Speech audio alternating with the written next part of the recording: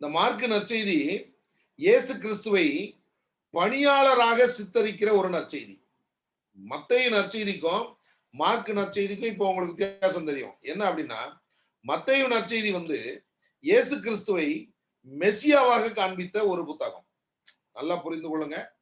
மத்தேயு நற்செய்தி இயேசு கிறிஸ்துவை மெசியாவாக காட்டிய ஒரு புத்தகம். ஆனால் மார்க்கு நற்செய்தி இயேசு கிறிஸ்துவை ஒரு பணியாளராக, கடவுளுடைய பணியை செய்ய வந்த ஒரு பணியாளராக இந்த நற்செய்தியானது இயேசு கிறிஸ்துவை சித்தரிக்கிறது. சோ இந்த புத்தகத்துக்கும் மத்தேயு நற்செய்தி புத்தகத்தை நீங்க நல்லா வித்தியாசம் உடனே பார்த்துக்கலாம். அதுல Matthew tries to prove that Jesus is Messiah. ஆனா இங்க மார்க்க பொறுத்தவரையில he is trying to prove that Jesus Christ is the servant of God. இயேசு கிறிஸ்து தேவனுடைய ஒரு பணியாளர் என்பதை நிரூபிப்பதற்கு மார்க்க முயற்சி செய்கிறார். சோ ஒவ்வொருத்தரும் இயேசு கிறிஸ்துவை பற்றி சொல்லுகிற நேரத்தை நம்ம பார்த்தோம். வித்தியாசமான கோணங்களில் வித்தியாசமான கண்ணோட்டத்தில் 4 பேர் எழுதியிருக்கிறாங்க அப்படின்னு நம்ம சொன்னோம் இல்லையா நேற்றைய தினத்துல ஒரு நற்செய்தி. ஆனால் 4 வித்தியாசமான கோணத்துல 4 வித்தியாசமான நபர்களால் எழுதப்பட்டது. சோ மத்தேயு இயேசு கிறிஸ்துவை பார்க்கிற விதம் வேறு, மார்க்கு நற்செய்தியாளர் இயேசு கிறிஸ்துவை பார்க்கிற விதம் வேறு. அதான் வித்தியாசம். ரைட். இந்த மார்க்கு நற்செய்தி ரோமாபுரியில் வாழ்ந்த கிறிஸ்தவர்களுக்கு எழுதப்பட்டது. ரோமாபுரியில வாழ்ந்த கிறிஸ்தவர்களுக்கு. ஆமா, ரோமர்கள் எல்லா ரோமர்களும் இல்ல, பெரும்பான்மையான ரோமர்கள் ஆண்டவராகிய இயேசு கிறிஸ்துவை ஏற்றுக்கொண்டார்கள். ஏற்றுக்கொண்ட கிறிஸ்தவர்களுக்காக, ஏற்றுக்கொள்ளுகிற நிலையில் இருக்கிற கிறிஸ்தவர்களுக்காக எழுதப்பட்ட நற்செய்தி இந்த மார்க்கு நற்செய்தி. இந்த மார்க்கு நற்செய்தியாளருக்கு யோவான் என்று வேறு ஒரு பெயரும் உண்டு. மார்க்கு நற்செய்தியாளருக்கு யோவான் என்று வேறு ஒரு பெயரும் உண்டு. அதாவது இப்ப அவருடைய பெயர் எடுத்துக்கிட்டீங்கன்னா ஜான் மார்க் அப்படின்னு. இப்ப உதாரணம் பாத்தீங்கன்னா, இப்ப சிலருக்கு ஜான் பால் அப்படின்னு பெயர் இருக்கு. போப் ஜான் பால் அப்படின்னு நம்ம சொல்றோம் இல்லையா. சிலருடைய பேர் ஜான் பால் அப்படின்னு இருக்கும். சரியா? அப்போ சிலர் அவரை என்னன்னு கூப்பிட்டுருப்பாங்க பாத்தீங்கன்னா ஜான் அப்படின்னு கூப்பிட்டுருப்பாங்க. இன்னும் கொஞ்சம் பேர் எப்படி கூப்பிட்டுருப்பாங்க, பால் அப்படின்னு கூப்பிட்டுருப்பாங்க. இப்ப உதாரணம் பாத்தீங்கன்னா, என்னுடைய பேர் ஜான் சேவியர் அகஸ்டின் சிக்மர் கொரேரா. ஃபுல்லா சொல்லின்னு விடிஞ்சிரும். சரியா? என் பேர் ஜான் சேவியர் அகஸ்டின் சிக்மர் கொரேரா. நல்லா தெரிந்து கொள்ளுங்க பிரியமானவர்களே. நான் டிப்ளமா படிக்கும் பொழுது என்னை எல்லாருக்கும் சேவியர்னு தான் தெரியும். நான் டிப்ளமா கோர்ஸ் படிக்கும் பொழுது சேவியர்னு தெரியும். நான் கல்லூரி படிப்பு படிக்கும் பொழுது சிக்மர்னு தெரியும். என்னுடைய அலுவலக ரீதியான துறையில கொரேரான்னு தெரியும். இப்படி ஒரே ஆள் தான், ஆனா ஒவ்வொரு பெயர்களை ஒவ்வொருத்தர் எடுத்து பயன்படுத்துவாங்க. அத போல ஜான் பால் அப்படின்னு சொன்னீங்கன்னா ஜான் சிலர் கூப்பிட்டுருப்பாங்க, பால்னு சிலர் கூப்பிட்டுருப்பாங்க. சோ இந்த மார்க்கு நற்செய்தியாளருக்கு யோவான் என்ற வேறு பெயரும் உண்டு. சரியா? இந்த மார்க்கு நற்செய்தியாளர் யார் அப்படின்னு பாத்தீங்கன்னா, உங்களுக்கு தெரியும், இயேசு கிறிஸ்துவை கைது செய்த பொழுது ஒருத்தர் ஆடையை விட்டுட்டு ஓடுவாரு. அது இவாள் தான். சரியா? அதுக்கு ஆதாரங்கள் இருக்கிறது. நீங்க படிக்கும்போது உங்களுக்கு புரியும். ரைட். மார்க்கு என்கிற வார்த்தைக்கு அர்த்தம் என்னது? மென்மையானவர். ரொம்ப மென்மை, ரொம்ப சாஃப்ட் பர்சன், மென்மையானவர். ஆமா. நீங்க நம்ம ஊர்ல மார்க்குன்னு இருக்க பேர் இருந்தா பாருங்க, மார்க்குன்ற பேர் உள்ள பாருங்க, நீங்க உடல் நினைக்கலாம், ஐயோ எப்படி இந்த வார்த்தையை கொண்டு வச்சாங்கன்னு யோசிப்பீங்க. அவ்வளவு ரஃபா இருப்பாங்க. ஆனா மார்க் ரொம்ப மென்மையான ஆள்னு பைபிள் சொல்லுது, வேதம் சொல்லுகிறது. சரியா? பிரியமானவர்களே, ஒவ்வொரு பெயருக்கும் ஒரு பொருள் உண்டு. மத்தேயு என்கிற பெயருக்கு பொருள் என்னன்னு பார்த்தோம், கிஃப்ட் ஆஃப் காட். இப்ப மார்க் என்கிற பெயருக்கு பொருள் மென்மையானவர். இவருக்கு ஒரு பெரிய ஸ்பெஷாலிட்டி உண்டு பிரியமலை. என்னன்னா, இயேசு வாழ்ந்த காலத்தில் வாழ்ந்தவர். இயேசு வாழ்ந்த காலத்தில் வாழ்ந்தவர். பேதுரு மூலமாக மீட்பின் அனுபவத்தை பெற்றவர். இவரை கிறிஸ்துக்குள்ள வழி நடத்துறது யாருன்னா பேதுரு. அது மட்டுமல்ல, பவுலோடு ஊழியம் செய்தவர். அதை நான் எழுத மறந்துட்டா, நீங்க சேர்த்துக் கொள்ளலாம். இயேசு வாழ்ந்த காலத்தில் வாழ்ந்தவர், பேதுரு மூலமாக மீட்பின் அனுபவத்தை பெற்றவர், பவுலோடு பணி செய்தவர். அவ்வளோ பெருமை மார்க்குக்கு இருக்கு. ரைட்? ஓகே. மார்க் எப்படிப்பட்ட ஒரு முக்கியமான ஆள்னா, இவருடைய வீட்டுல தான் ஆரம்ப காலத்துல சபையே கூடியது. ஆலயங்கள் இல்லாத சூழ்நிலையில மார்க்குடைய வீட்டுல ஆரம்ப காலத்துல சபை கூடியது. பிரியமானவர்களே, ஆரம்ப காலத்துல எப்படி வீடுகள்ல சபை கூடியதோ அதே போல இந்த நாட்கள்ல வீடுகளிலே சபை கூடக்கூடிய ஒரு நிலையை நாம் பார்க்கிறோம்.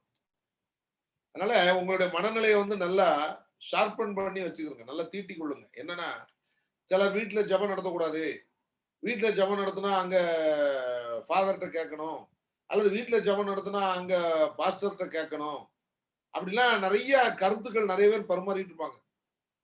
இதெல்லாம் நீங்க வந்து பொருட்படுத்திக் கொள்ளவே வேண்டாம். நம்முடைய நம்முடைய மனதுல இலக்கு கரெக்டா இருக்கும் பொழுது எந்த தேவையில்லாத பேச்சுக்கும் நம்ம இடம் கொடுக்க வேண்டிய அவசியம் இல்லை பிரியமானவர்களே. அதனால நம்ம வீட்டுல வந்து தாராளமா நம்ம என்ன செய்யலாம், ஜெப கூட்டங்கள், வழிபாடுகள் தாராளமா நடத்தலாம். ஒன்றும் தப்பு இல்ல. ஆண்டவரை எங்க வேணாலும் ஆராதிக்கலாம். இப்போ ஒண்ணும் இல்லைங்க, ஒரு காலத்துல யாரும் வீட்டுல எல்லாம் ஜெபம் நடத்தக்கூடாது. வீட்டுல ஜெபம் நடத்தணும்னா யார்கிட்ட கேட்கணும்னாங்க, ஃபாதர்கிட்ட கேட்கணும் அப்படின்னு சொல்லி சொன்னாங்க. இன்னைக்கு சூழ்நிலை என்னாச்சு? இன்னைக்கு சூழ்நிலை கொஞ்சம் யோசித்து பாருங்க. ஒருவேளை இப்ப மக்கள் எல்லாரும் இல்ல, எங்களுக்கு கோயில்ல ஜெபம் நடத்தியே ஆகணும் அப்படின்னு சொல்லி கோயில்கிட்ட வந்து நின்னா எப்படி இருக்கும்? எல்லாம் தவறு. தெளிவா தெரிந்து கொள்ளுங்க. நாம 5 பேர் கூடிட்டோம் அப்படின்னு சொன்னோம்னா அது எங்க வேணாலும் கூடலாம். புளிய மரத்துக்கு கீழே இருந்து நம்ம ஆண்டவரை துதிக்கலாம். சரியா? புது கட்டடம் கட்டியும் ஆண்டவரை துதிக்கலாம். நாம இருக்கிற வீட்டுல ஒரு ஒரு இடத்துல இருந்து நம்ம ஆண்டவரை என்ன செய்யலாம், துதிக்கலாம்.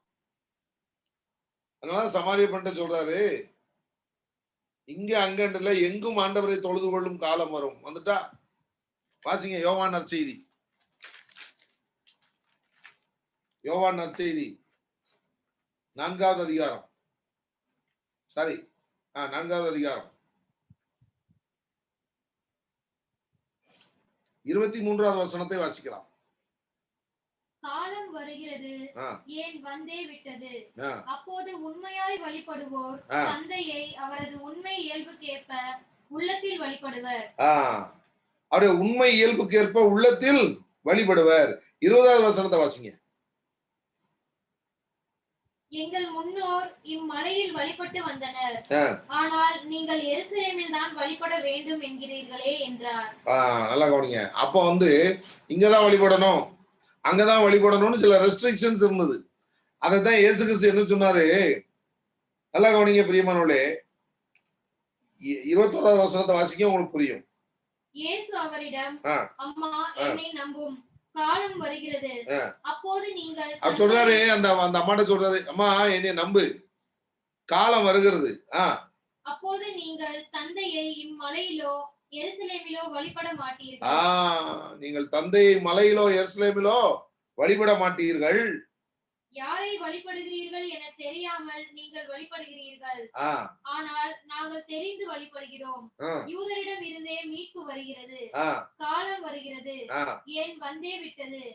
அப்போது உண்மையாய் வழிபடுவோர் தந்தையை அவரது உண்மை இயல்புக்கேற்ப உள்ளத்தில் வழிபடுவர். அவ்வளவுதாங்க, உள்ளத்தில் வழிபடணும் ஆண்டவரை. சோ மார்க்குடைய வீட்டுல ஆரம்ப காலத்துல சபை கூடியது, அது ஒரு தவறும் இல்ல. நீங்க திருத்துதூர் பணிகள் பாத்தீங்கன்னா அதுல வரும். பேதுரு வந்து ஜெயில இருந்து ரிலீஸ் ஆகி வருவாரு. அப்ப நேரம் எங்க போவாரு, மார்க் வீட்டுக்கு தான் போவாரு. ஏன்னா அங்கதான் ஜெபம் நடந்துட்டு இருக்கும். சரியா? அப்போ பிரியமானவர்களே, நம்முடைய ஒவ்வொருவருடைய வீடுகளும் ஒரு ஜெப இல்லமாக மாற வேண்டும். நீங்க ஒவ்வொருத்தரும் சொல்லணும் இயேசு கிறிஸ்து சொன்ன வார்த்தைய, என் வீடு இது ஜெப வீடு, என் வீடு இது ஜெப வீடு. இது யார் சொன்னது? இயேசு கிறிஸ்து சொன்னது. நாம எல்லாரும் சொல்லலாம், என் வீடு இது ஜெப வீடு. நம்முடைய வீடுகளிலே ஜெபங்கள் நடக்கணும் பிரியமானவர்களே. நம்ம வீடுகளில நம்ம கூடணும், கூடி நம்ம ஆண்டவரை துதிக்கணும். நீங்க அப்படி நடத்தும் பொழுது என்ன நடக்குது அப்படின்னு பாத்தீங்கன்னா, உங்க பக்கத்து வீட்டுல உள்ளவங்க பார்ப்பாங்க, எதுக்கு எல்லாரும் கூடி என்னமோ சொல்றாங்களா, என்னமோ ஜெபிக்கிறாங்களா, என்ன ஜெபத்துக்கு அவங்க வரலன்னா கூட ஜெபம் முடிஞ்ச பிறகு கேட்பாங்க, நேற்று நைட்டு உங்க வீட்டுல நிறைய பேர் வந்து கூடி ஜெபம் எல்லாம் பண்ணாங்களா, என்ன விசேஷம், என்ன எதுக்காக ஜெபம் முடிச்சீங்க? அப்ப நாம சொல்லுவோம், இந்த மாதிரி காரணத்துக்காக ஜெபிச்சோம். அப்ப அடுத்த தடவை அவங்க என்ன பண்ணுவாங்க, அந்த ஜெபம் நடக்கிற நேரம் உங்க வீட்டுக்கு பக்கத்துல நின்று வெளியே நின்று கேட்பாங்க, உள்ள வர மாட்டாங்க. தொடர்ந்து ஜெபம் நடக்கும் பொழுது ஒரு நாள் மெதுவா வாசல் கிட்ட வருவாங்க. அப்புறம் அப்படியே ஒரு நாள் உள்ள வந்து ஜெபத்துல உட்காருவாங்க. அப்புறம் அவர்களுக்கு ஆண்டவர் மீது ஒரு பற்று பாசம் வந்துடும். அவர்கள் ஆண்டவரை பிடித்துக் கொள்வார்கள். இப்படி பிடிச்சுக்கிட்டவங்க தான் ஜெபம் நடத்தினவங்களோட பெரிய ஆளா இருக்கிறாங்க. அதான் உண்மை. சோ நம்முடைய வீடுகள்ல தாராளமாக நாம் ஜெபம் நடத்தலாம், நடத்துங்கள். ஒருவேளை நீங்க ஒரு இன்ஃபர்மேஷன் கொடுக்கணும் அப்படின்னு நினைச்சீங்கன்னா தாராளமா உங்களுடைய அதிகாரத்துக்கு, நீங்க யாருடைய அதிகாரத்துக்கு உட்பட்டவர்களோ அவங்களுக்கு இன்டிமேஷன் கொடுங்க. ஃபாதர், இந்த மாதிரி எங்க வீட்டுல இப்படி ஒரு காரணத்துக்காக பிரேயர் வைக்கிறோம். நல்லா கவனிங்க பிரியமானவர்களே, நம்ம வீட்டுல ஒரு பிறந்த நாள் கொண்டாடுறோம். ஃபாதர்கிட்ட போய் இப்படி எங்க பிள்ளைக்கு பிறந்த நாள் வருது, நாங்க பிறந்த நாள் கொண்டாடலாமா அல்லது பிறந்த நாள் கொண்டாட போறோம் அப்படின்னு நம்ம எதை சொல்ல பெர்மிஷன் கேட்க மாட்டோம். முடிஞ்சா அவர் வந்து ஃபாதர் கொஞ்சம் ஃப்ரீயா இருந்தீங்கன்னா வந்து பிளஸ் பண்ணிட்டு போங்க பிள்ளைய அப்படி சொல்லுவோம் இல்லையா? அப்போ நல்லா கவனிச்சு பாருங்க, வீட்டுல பிறந்த நாள் நடக்கும். பிறந்த நாள்னு சொன்னா அடுத்தது பார்ட்டி நடக்கும். பார்ட்டினா பல விதமா நடக்கும். பார்ட்டி, விருந்து நடக்கும், எல்லாம் நடக்கும். ஆட்டம் நடக்கும். திடீர்னு கொஞ்சம் பேர் டான்ஸ் ஆடுவாங்க இல்லையா? என்னெல்லாமோ நடக்கும். அப்போ அந்த மாதிரி ஒரு கூத்தும் ஒரு கும்மாளமும் நடத்துவதற்கு நம்ம யார்கிட்ட என்ன செய்ய வேண்டாம், கேட்க வேண்டாம். ஆனா அதே இது ஜெபிக்க போறோம் அப்படின்னு சொன்னா உடனே என்ன செய்யணுமா, கேட்கணுமா. இப்படிப்பட்ட அர்த்தமற்ற காரியங்களை எல்லாம் என்ன செய்யணும், நம்ம காலம் வளர வளர நம்ம மாற்றணும் பிரியமானவர்களே, மாற்றணும். ஒருவேளை அது ஒரு லீகல் இஷ்யூக்கு வருது அப்படின்னு சொன்னா நீங்க you can give an intimation, அவ்வளவுதான். ஆமா, இப்ப நான் என்னுடைய வீட்டுல வந்து ஒரு ஜெப அறையே நான் கட்டி வச்சிருக்கிறேன். அந்த ஜெப அறையில ஜெபம் நடக்கும்.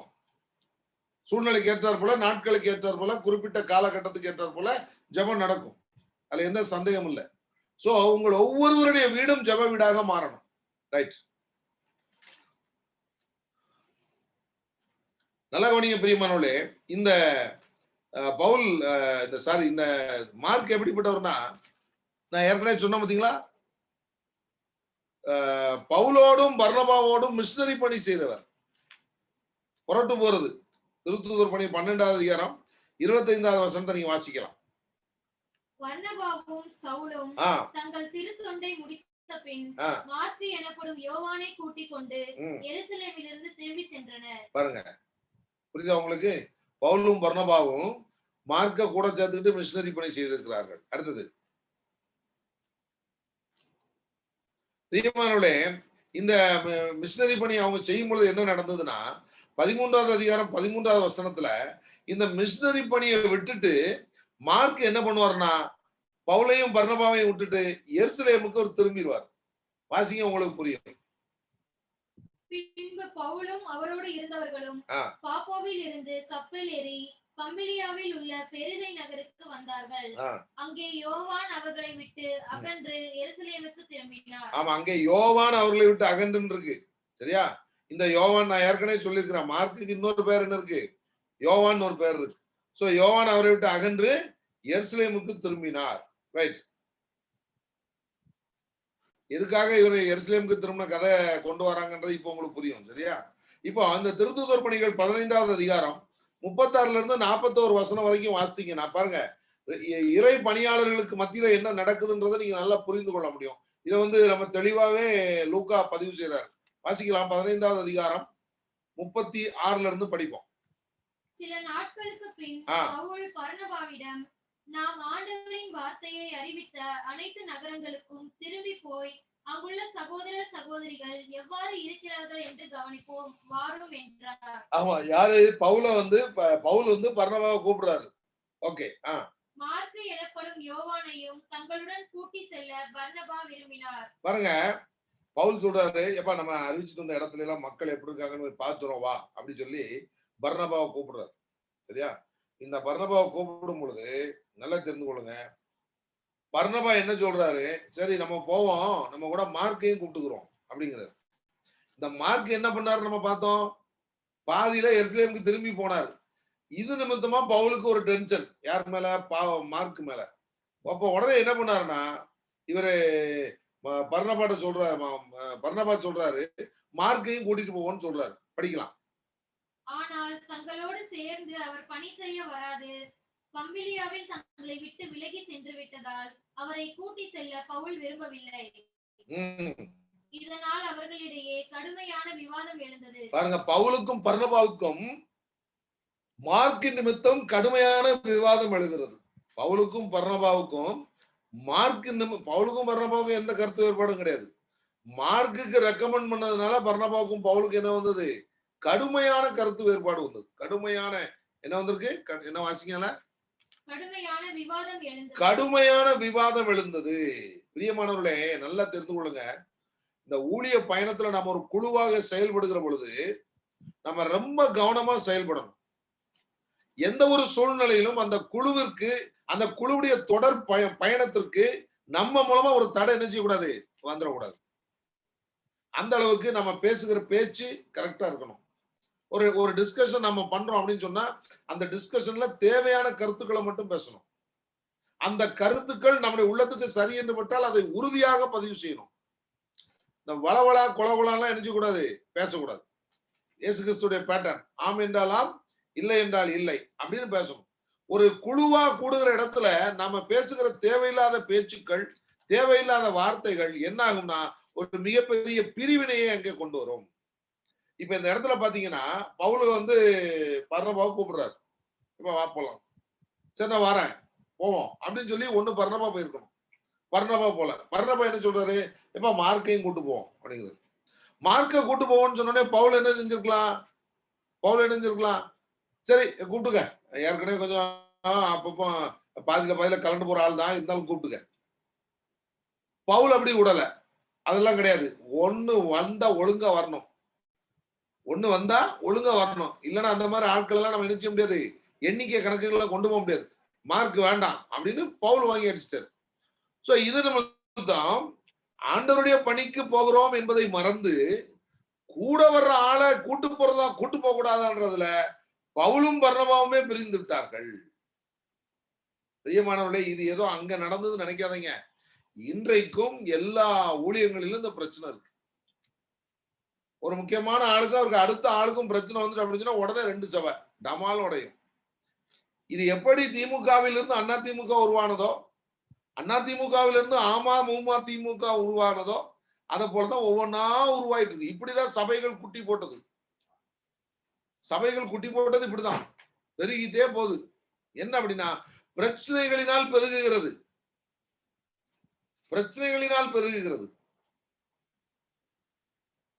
கத்தோலிக்க திருச்சபை மட்டும்தான் எண்ணிக்கையினால பெருகுது. ஆமா, நல்லா புரிந்து கொள்ளுங்க. எனக்கருமையானவர்களே, இதுல ஒரு விஷயம் நீங்க நல்லா புரிந்து கொள்ளுங்க. எந்த ஒரு மினிஸ்ட்ரி நம்ம ஆண்டவருக்காக செய்யும் பொழுது, யார் எந்த டீமோட நம்ம பண்ணாலும் அந்த டீம்ல நம்மால ஒரு ப்ராப்ளம் நினைச்ச கூடாது, வரக்கூடாது. மேக்சிமம் எல்லா விஷயங்களையும் நம்ம அட்ஜஸ்ட் பண்ணி போறதுக்கு நம்ம பழகிக்கொள்ளணும். ஒரு ஊழியத்துல நம்ம இருக்கிறோம் அப்படின்னா எல்லா கருத்துக்களும் நமக்கு பிடிக்க வேண்டும் என்று நாம் எதிர்பார்ப்பதும் தவறு. நம்முடைய எல்லா கருத்துக்களையும் எல்லோரும் ஏற்றுக்கொள்ள வேண்டும் என்று நாம் நினைப்பதும் தவறு. நாம 5 கருத்து சொல்லும் பொழுது ஒரு கருத்து எடுத்துக்கொள்ளலாம், 4 கருத்து ஒருவேளை ரிஜெக்ட் பண்ணலாம், அல்லது 4 கருத்து எடுத்துக்கொள்ளலாம், ஒரு கருத்து ரிஜெக்ட் பண்ணலாம், என்ன வேணாலும் நடக்கலாம். பட் எது நடந்தாலும் சகித்து கொள்ளக்கூடிய ஒரு மனப்பக்குவம் ஊழிய பயணத்துல தேவை. மிக பிரபலமான ஊழியர் தான் பவுல், மிக அருமையான மனிதர் தான் பர்னபா, மிக அற்புதமான ஊழியர் தான் மார்க்கு. ஆனா இவங்க 3 பேராலையும் ஒரு டைமென்ஷன்ல ஒர்க் பண்ண முடியல. அப்ப நல்லா தெரிந்து கொள்ளுங்க, எவ்வளவு பெரிய பணியாளர்களாக இருந்தாலும் சரியா, பிசாசுக்கு இடம் கொடுத்துட்டா பிரிவினையே கொண்டுருவான். இவர்கள் இந்த குறிப்பிட்ட விஷயத்தில் இடம் கொடுத்து விட்டார்கள். ஒற்றுமையை குலைக்கக்கூடிய ஒரு நிலை அங்க ஏற்படுது. நல்லா கவனிக்க பிரியமான, எப்போ ஒரு இடத்துல வந்து ஒரு ஸ்பிளிட் இருக்கோ அங்க எஃபெக்ட் குறையும், பவர் குறையும். சரியா? சோ இதை வந்து நீங்க தெளிவா புரிந்து கொள்ளுங்க. நீங்க எங்க இருக்கலாம், நீங்கள் பங்கு பேரவையில இருக்கலாம், இல்லாட்டி நீங்க ஒரு சபையில உள்ள மூப்பர்கள் கூட்டத்தில் இருக்கலாம், அல்லது நீங்க ஒரு பிரேயர் குரூப்ல நீங்க ஒரு மெம்பரா இருக்கலாம். எங்க இருந்தாலும் see that anything does not get disturbed because of you. உங்கள் நிமித்தம் எதுவும் சிதறாதபடி நீங்கள் ஜாக்கிரதையாக என்ன செய்யணும், பார்த்துக் கொள்ளணும். உடனே பாருங்க, உடனே டீமிசம் ஆயிட்டு. பர்னபாவும் பவுலும் தான் போறதா இருந்தது. பர்னபா மார்க்க கூப்பிட்டாரு, பவுல் ஒத்துக்கல. உடனே பர்னபா அப்படின்னா நம்ம கூட வர முடியாது. நல்லா தெரிந்து கொள்ளுங்க. உடனே பவுலும் சீலாவும் சேர்ந்தார்கள், மார்க்கும் பர்னபாவும் சேர்ந்தார்கள். அப்ப டீம் ஸ்பிளிட் ஆகுதா? இந்த ஸ்பிளிட்டுக்கு காரணம் யாரு? மார்க்கா இல்ல, பர்னபா, மார்க்கு, பவுல் 3 பேரும் காரணம். உடனே இங்க இப்படி இணைஞ்சுக்கிட்டாங்க. பிரியமானவர்களே, இதுல மிக முக்கியமான விஷயம் என்ன தெரியுமா? வேதத்துல நீங்க ஒரு விஷயத்தை நல்லா கவனிக்கணும். ஒத்து போவாததுனால வந்த விளைவு. பவுலுடைய ஊழியம் தொடர்கிறது, மார்க்கோட ஊழியமும் தொடருது. ஏன்னா நீங்க போற இன்னும் கொஞ்ச நேரத்துல பாப்பீங்க, மார்க்குக்கும் பவுலுக்கும் மறுபடியும் செட்ரைட் ஆயிரும். ஆனா பர்னபா என்ன ஆனாருன்னு வரலாறுல இல்ல. இது நீங்க ரொம்ப கவனமா உற்று நோக்குங்க. பவுலும் சீலாவும் இணைஞ்சு செயல்படுவாங்க, மார்க்கும் பர்னபாவும் சேர்ந்து செயல்படுவாங்க, போய் ஊழியம் நடக்குது. ஆனால் ஒரு ஸ்டேஜ்ல பவுலுக்கும் மார்க்குக்கும் சமரசம் வந்துடும். பவுலுக்கும் மார்க்குக்கும் சமரசம் வந்துடும். ஆனா ஆனா பர்னபா என்ன ஆனாருன்னு வேதத்துல எங்கேயும் இல்ல.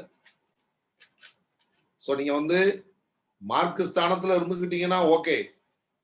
பர்னபாவும் நல்ல ஒரு மனுஷன் தான், தன்னுடைய சொத்தெல்லாம் வித்து திருத்துதர் காலடியில் கொண்டு வச்சவர் தான். ஆனால் அவர் என்ன ஆனார்ன்றது தெரியல பிரியமானவர்களே. ரைட், இப்ப பாருங்க 2 தீமோத்தேயு புத்தகம் 4வது அதிகாரம், அடுத்த ஸ்லைடு. 2 தீமோத்தேயு 4வது அதிகாரம் 11வது வசனத்தை வாசிக்கலாம். என்னுடன் லூக்கா மட்டுமே இருக்கிறார். என்னுடன் லூக்கா மட்டுமே இருக்கிறார். மார்க்கை உன்னுடன் கூட்டி வா. மார்க்கை உன்னுடன் கூட்டி வா. அவர் திருத்தொண்டில் எனக்கு மிகவும் பயனுள்ளவர். அவர் திருத்தொண்டில் எனக்கு மிகவும் பயனுள்ளவர். யாரு? மார்க்கு. இதை யார் சொல்றா? பவுல் சொல்றாரு. இந்த மார்க்கை கூட்டு வரக்கூடாதுன்னு சொல்லிதான் பர்னபாவுக்கும் அவருக்கும் பிரச்சனை வந்தது. ஆனால் குறிப்பிட்ட காலத்துக்கு பிறகு அங்கே உறவு சீர் செய்யப்படுகிறது.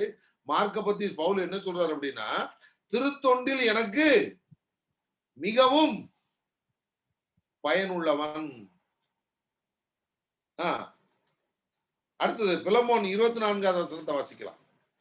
கிறிஸ்து இயேசுவின் பொருட்டு என்னுடன் கைதியாய் இருக்கிற எப்பபிரா என்னுடன் உழைப்பாளர்களான மார்க்கு, என் உடன் உழைப்பாளர்களான மார்க்கு, என் உடன் உழைப்பாளரான மார்க்கு, என் கூட உழைத்தவர். பவுல் மார்க்க குறித்து கொடுக்கிற சான்றிதழ் கொலோசியர் 4:10. என் உடன் கைதியாய் இருக்கும் அரிஸ்தர்க்கு உங்களை வாழ்த்துகிறார். பர்னபாவின் ஒன்றுவிட்ட சகோதரர் மார்க்கும் உங்களுக்கு வாழ்த்து கூறுகிறார். இவர் கூட இருந்து வாழ்த்துற ஆட்களை சொல்றதுல யாரும் வராங்க? மார்க்கும் வராரு. அப்படின்னா பல ஆண்டுகளுக்கு பின் பவுலுக்கும் மார்க்குக்கும் இருந்த கசப்பு சரி செய்யப்பட்டது. எனக்கு அருமையானவர்களே, ஊழிய பயணத்துல உங்களுக்கும் உங்களோடு இருந்து பணியாற்றுகிற ஏனைய சகோதர சகோதரிகளுக்கும் கசப்பு ஏற்படலாம், வாய்ப்பு இருக்கிறது. சில சூழ்நிலை நிமித்தம் வாய்ப்பு இருக்கிறது, கசப்பு ஏற்படலாம். ஆனால் அந்த கசப்பு நீடித்து கொண்டே இருக்கக்கூடாது, மாறாக அந்த கசப்பு சரி செய்யப்பட வேண்டும். ஏனென்று சொன்னால் பவுலும் பணியாளர், பவுலும் கிறிஸ்துவின் பணியை செய்ய வந்தவர், மார்க்கும் கிறிஸ்துவின் பணியை செய்ய வந்தவர். அதனால பணியை செய்யக்கூடிய மனப்பான்மை 2 பேருக்கு இருந்ததுனால அங்க கசப்பு சரியானது. இன்னொரு விஷயத்தை நீங்க நல்லா கவனிக்கணும் பிரியமானவர்களே, சிலரோட உள்ள கசப்பு நமக்கு சரியாகாது. அது ஏன் சரியாகாது அப்படின்னா, நம்முடைய இலக்கு வேறையாக இருக்கும், அவருடைய இலக்கு வேறையாக இருக்கும். கடவுளுக்காக ஏதாவது செய்யணுங்கிற இலக்குல நாம இருப்போம், கடவுளுக்காக எதுவும் செய்யணும்னு அவசியம் இல்லை என்கிற ஒரு இலக்குல அவங்க இருந்தா, அவர்களுக்கு நமக்கும் இடையே ஏற்பட்ட கசப்பு ஒரு நாளும் சரி செய்யப்படாது. அது சரி செய்யப்படாட்டினாலும் ஒன்றும் இழப்பு இல்லை. ஆனால் நீங்க விரோதம் பாராட்டாதீங்க. ஆனால் யாருடனும் விரோதம் பாராட்ட வேண்டாம் என்று நான் உங்களை தாழ்மையை கேட்டுக்கொள்கிறேன். ஆகவே கூடுமானவரை மனக்கசப்பு, சீற்றம், குழப்பம், இது நம்மளுக்கு ஏற்கனவே நம்ம பார்த்திருக்கிறோம் இல்லையா? இந்த பிரச்சனைகளுக்கு இடம் கொடுக்காதீங்க. குறிப்பா ஊழியத்துல யாரையும் நம்ம என்ன செய்யக்கூடாது? அவாய்ட் பண்ணக்கூடாது. நம்மள அவாய்ட் பண்றாங்களா? Let them avoid. சோ பவுலுக்கும் மார்க்குக்கும் இருந்த கசப்பு சரி செய்யப்பட்டது. அதே போல இன்றைக்கு ஊழியத்திலும் சரி, குடும்பத்திலும் சரி, உறவுகளுக்குள்ளே கசப்பு இருக்கும் என்று சொன்னால், எவ்வளவு துரிதமாக சரி செய்கிறீர்களோ அவ்வளவு துரிதமாக உங்களுக்கு ஆசீர்வாதங்கள் வந்து சேரும். இல்ல, நான் ஏற்கனவே ஆசீர்வாதமா தான் இருக்கேன், எவர் தயவும் எனக்கு தேவையில்லை, எந்த உறவும் எனக்கு தேவையில்லை, யாரை வச்சு எனக்கு 10 பைசா பிரயோஜனம் இல்லை என்று சொல்லி ஒருவேளை நாம் கொக்கரிப்போம் என்று சொன்னால், ஒருவேளை அப்படிப்பட்ட ஒரு அகந்தையின் வார்த்தை நம்மிலிருந்து எழும் என்று சொன்னால், வேற யாரையும் நீங்க நினைக்க வேண்டாம். நெபுகத்நேச்சார் மட்டும் நினைச்சுக்கிறேன். ஆமா, அப்படிப்பட்ட வார்த்தைகள் வாயில் இருக்கும் பொழுதே தேவன் நெபுகத்நேச்சாரை அடித்தார். மன்னராக இருந்தவர் மாடை போல புல்லை மேயலானார். இந்த சருக்கு, இந்த அடி தேவன் எல்லாருக்கும் கொடுப்பார். யாருக்கு? மனமேட்டிமையில் பேசுகிறவர்கள். எந்த உறவு எனக்கு தேவையில்லை, எந்த தயவு எனக்கு தேவையில்லை, யார் தயவுலை நான் வாழல என்று சொல்லுகிற நபர்கள் இருந்தால் உங்களை மாற்றிக்கொள்ளுங்கள். ரைட்? ஓகே. மார்க்கு பேதுருவோடு மிகுந்த நெருக்கம் உடையவர். பிரியமான, நம்ம ஆரம்பத்திலே சொன்னோம், பேதுரு தான் மார்க்க கிறிஸ்துக்குள்ள வழி நடத்தினதுன்னு, இல்லையா? மார்க்கு பேதுருவோடு மிகுந்த நெருக்கம் உடையவர். இதை வாசிக்கிற பொழுது உங்களுக்கு என்ன தோணும் அப்படின்னா, இன்னைக்கு உங்களுடைய நெருக்கம் யாரோடு இருக்கிறது? பேதுரு என்ன பண்ணாருன்னா, மார்க்கை கிறிஸ்துவுக்கு நேராக வழி நடத்தினார். சோ கிறிஸ்துவுக்கு நேராக வழி நடத்துகிற ஒரு நபரோடு உங்களுக்கு நெருக்கம் இருக்கிறதா? இதை இந்த ராத்திரி வேளையில நீங்க சிந்திக்கணும். உங்களுக்கு நெருக்கம் யாரோடு இருக்கிறது? அந்த நபரை பொறுத்து தான் உங்களுடைய வாழ்வு. ஆங்கிலத்தில் சொல்லுவாங்க இல்லையா, tell your friend, I will tell who you are. உன் நண்பன் யார் என்று சொல், நீ யார் என்று நான் சொல்லுகிறேன் அப்படின்னு சொல்லுவாங்க. ஆங்கிலத்தில் ஒரு சேயிங் இருக்கு இப்படி. சோ அதே போல மார்க்கு பேதுருவோடு மிகுந்த நெருக்கமுடையவராக இருந்தபடினாலே, பேதுரு எவ்வாறு ஆண்டவருடைய காரியத்தில் வைராக்கியமாக இருந்தாரோ அதே போல மார்க்கும் வைராக்கியமாக இருந்தார். இன்னும் சொல்ல போறாருந்தா, மார்க்கு நற்செய்தி எழுதப்படுவதற்கு காரணமே பேக்ரவுண்ட்ல பேதுரு தான். பேக்ரவுண்ட்ல பேதுரு தான். ஏன்னா மாத்தலாம், பேதுரு சொல்லி சொல்லிதான் மார்க்கே நற்செய்தி எழுதினார் என்பது ஒரு வரலாற்று கருத்து, ஒரு வரலாற்று குறிப்பு. பேதுரு எடுத்து சொல்ல மார்க்கு நற்செய்தி எழுதினார். ஏன்னா பேதுருக்கு பெரிய ரைட்டிங் டேலண்ட் இருந்திருக்கிறதுக்கு வாய்ப்பு இல்லை. ஆனால் மார்க் கொஞ்சம் வெல் எஜுகேட்டடா இருந்திருக்கலாம்.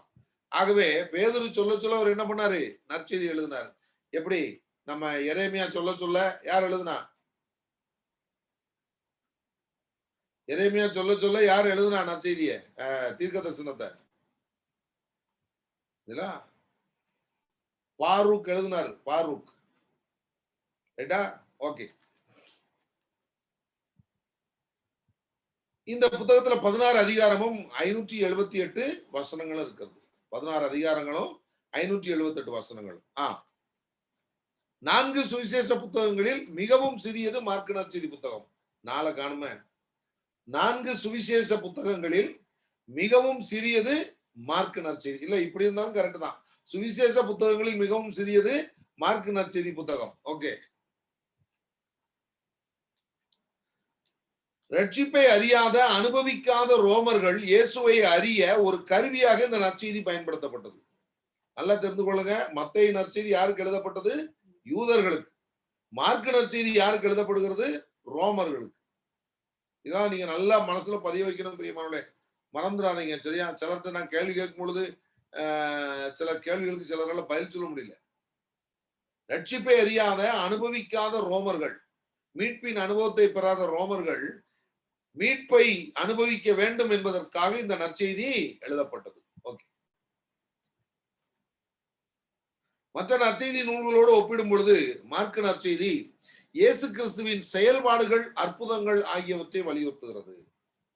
நல்லா தெரிந்து கொள்ளுங்க பிரியமானவர்களே. இப்ப மத்தேயு நற்செய்தி எடுத்துக்கிட்டீங்க அப்படின்னு சொன்னா அதுல எது முக்கியத்துவம் கொடுக்கப்படுகிறது? உதாரணமா ஜீனியாலஜி, வம்சாவளி முக்கியத்துவம், அதுக்கு முக்கியத்துவம் கொடுக்குறாங்க இல்லையா? ஏன் அதுக்கு முக்கியத்துவம் கொடுத்து மத்தேயு எழுதியிருக்காரு அப்படின்னு பாத்தீங்கன்னா, யூதர்கள் எப்பவுமே அந்த அந்த அது என்னது, அந்த வம்சாவளிக்கு ரொம்ப முக்கியத்துவம் கொடுப்பாங்க. இவன் நம்ம குரூப்ல வந்தவன் தானா? நேற்று நம்ம பார்த்தோம் பாத்தீங்களா, இயேசு கிறிஸ்து யூதர் தான்றதுக்காகத்தான் ஆபிரகாமின் மகனும் தாவீதின் மகனும் எழுதியிருக்காரு சொன்ன பாத்தீங்களா? இந்த யூதர்களுடைய ஒரு புத்தி என்னன்னா, வம்சத்துக்கு ரொம்ப முக்கியத்துவம் கொடுப்பாங்க. ரெண்டாவது, பாரம்பரியங்களுக்கு ரொம்ப முக்கியத்துவம் கொடுப்பாங்க. சடங்குகள் அவங்களுக்கு ரொம்ப முக்கியம்.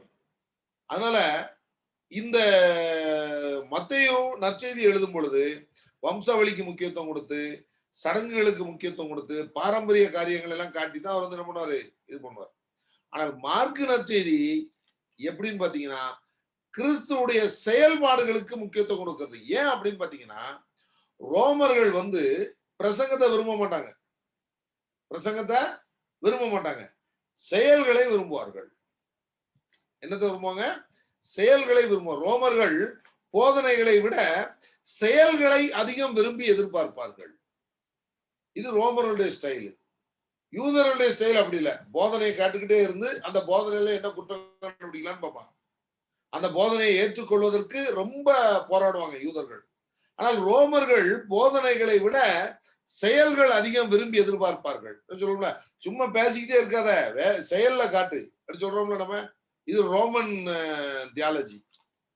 அவனுக்கு என்னன்னா, சும்மா அளவுலாம் பேசாப்பா, செயலை காட்டுங்கப்பா சொன்னதுல. ரோமன்ஸ் ஒரு பயங்கரமான ஒரு ரூல்னு நம்ம பார்த்தோம் இல்லையா? பயங்கரமான தண்டனைகள்லாம் கொடுத்த ஒரு ராஜ்யம் ரோம ராஜ்யம். எனக்கு அருமையானவர்களே, இந்த ரோமர்கள் போதனைகளை விட செயல்களை அதிகம் விரும்பி எதிர்பார்க்கிறவர்களாக காணப்பட்டபடினாலே மார்க்கு நற்செய்தியில் இயேசு கிறிஸ்துவின் செயல்கள், இயேசு கிறிஸ்துவின் அற்புதங்கள், அதிசயங்கள் அதிகமாக எழுதப்பட்டிருக்கு. அப்ப புரியுதா இது ஏன் இந்த மார்க்கு நற்செய்தியில ஒரே இயேசு கிறிஸ்துடைய அற்புதங்களை எல்லாம் காட்டுறாங்க அப்படின்னா? ரோமர்கள்ட்ட சொல்றாரு, எப்பா அவர் இப்படி இதெல்லாம் செய்தார்ப்பா, எப்பா அவர் இப்படி எல்லாம் செய்தார்ப்பா, அவர் குருடன் எல்லாம் பார்க்க வைத்தார்ப்பா, செவிடர்களை கேட்க வச்சாருப்பா, மரித்தவர்களை உயிர்த்தல வச்சாருப்பா அப்படின்னு சொல்லி இயேசு கிறிஸ்து எங்க எங்க யார் யாருக்கு என்னென்ன செய்தார்ன்றத பட்டியல் போடுறாரு மார்க்கு நற்செய்தியாளர். ஏன்னா ரோமர்கள் ஏற்றுக்கொள்ளணும் அவரை. புரியுதா உங்களுக்கு?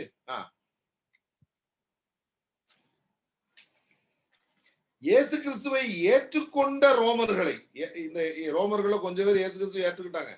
இந்த இயேசு கிறிஸ்துவை ஏற்றுக்கொண்ட ரோமர்களை உற்சாகப்படுத்துவதற்காகவும் மார்க்கு நற்செய்தி எழுதப்பட்டது. அதாவது இயேசு கிறிஸ்துவை நம்புவதற்காகவும் நற்செய்தி எழுதப்பட்டிருக்குது. பிளஸ் ஏற்றுக்கொண்டவர்களை என்கரேஜ் பண்ணுவதற்காகவும், to encourage the Romans, those who have accepted Christ as their redeemer. ரைட்டா? சோ அதற்காகவும் this gospel was written. நீங்கள் இன்று உபத்திரப்படுவது போல நம் ஆண்டவர் இயேசு கிறிஸ்து ஒரு அடிமையை போல நமக்காக பாடுபட்டார் என்று அவர்களுக்கு எடுத்துரைத்தார். ரோமர்களுடைய காலகட்டத்தில் பாத்தீங்கன்னா கிறிஸ்துவை ஏற்றுக்கொண்டவர்களுக்கு நிறைய பிரச்சனை இருந்தது. உதாரணமா உங்களுக்கு தெரிஞ்ச ஒரு மன்னர் யாரு? நீரோ, கொடுங்கோலன். எந்த ரோமர்கள்லாம் இயேசு கிறிஸ்துவை பின்பற்றாலும் அவங்களெல்லாம் பயங்கரமா தண்டிச்சான். அப்போ அவர்கள் கிறிஸ்துவை ஏற்றுக்கொண்ட ரோமையர்கள் பயங்கரமான உபத்திரவத்திற்கு உள்ளானார்கள். அவ்வாறு உபத்திரவத்திற்கு உள்ளான ரோமர்களை பார்த்து இன்றைக்கு நீங்கள் எப்படி உபத்திரவப்படுகிறீர்களோ அதே போல நம்ம ஆண்டவர் இயேசு கிறிஸ்துவும் நமக்காக உபத்திரவப்பட்டார், பாடுபட்டார் என்று இந்த மார்க்கு நற்செய்தியாளர் மார்க்கு நற்செய்தி மூலமாக ஏற்றுக்கொண்ட ரோமர்களுக்கு, உபத்திரவப்படுகிற ரோமர்களுக்கு எடுத்துரைக்கிறார். ரைட்? ஓகே.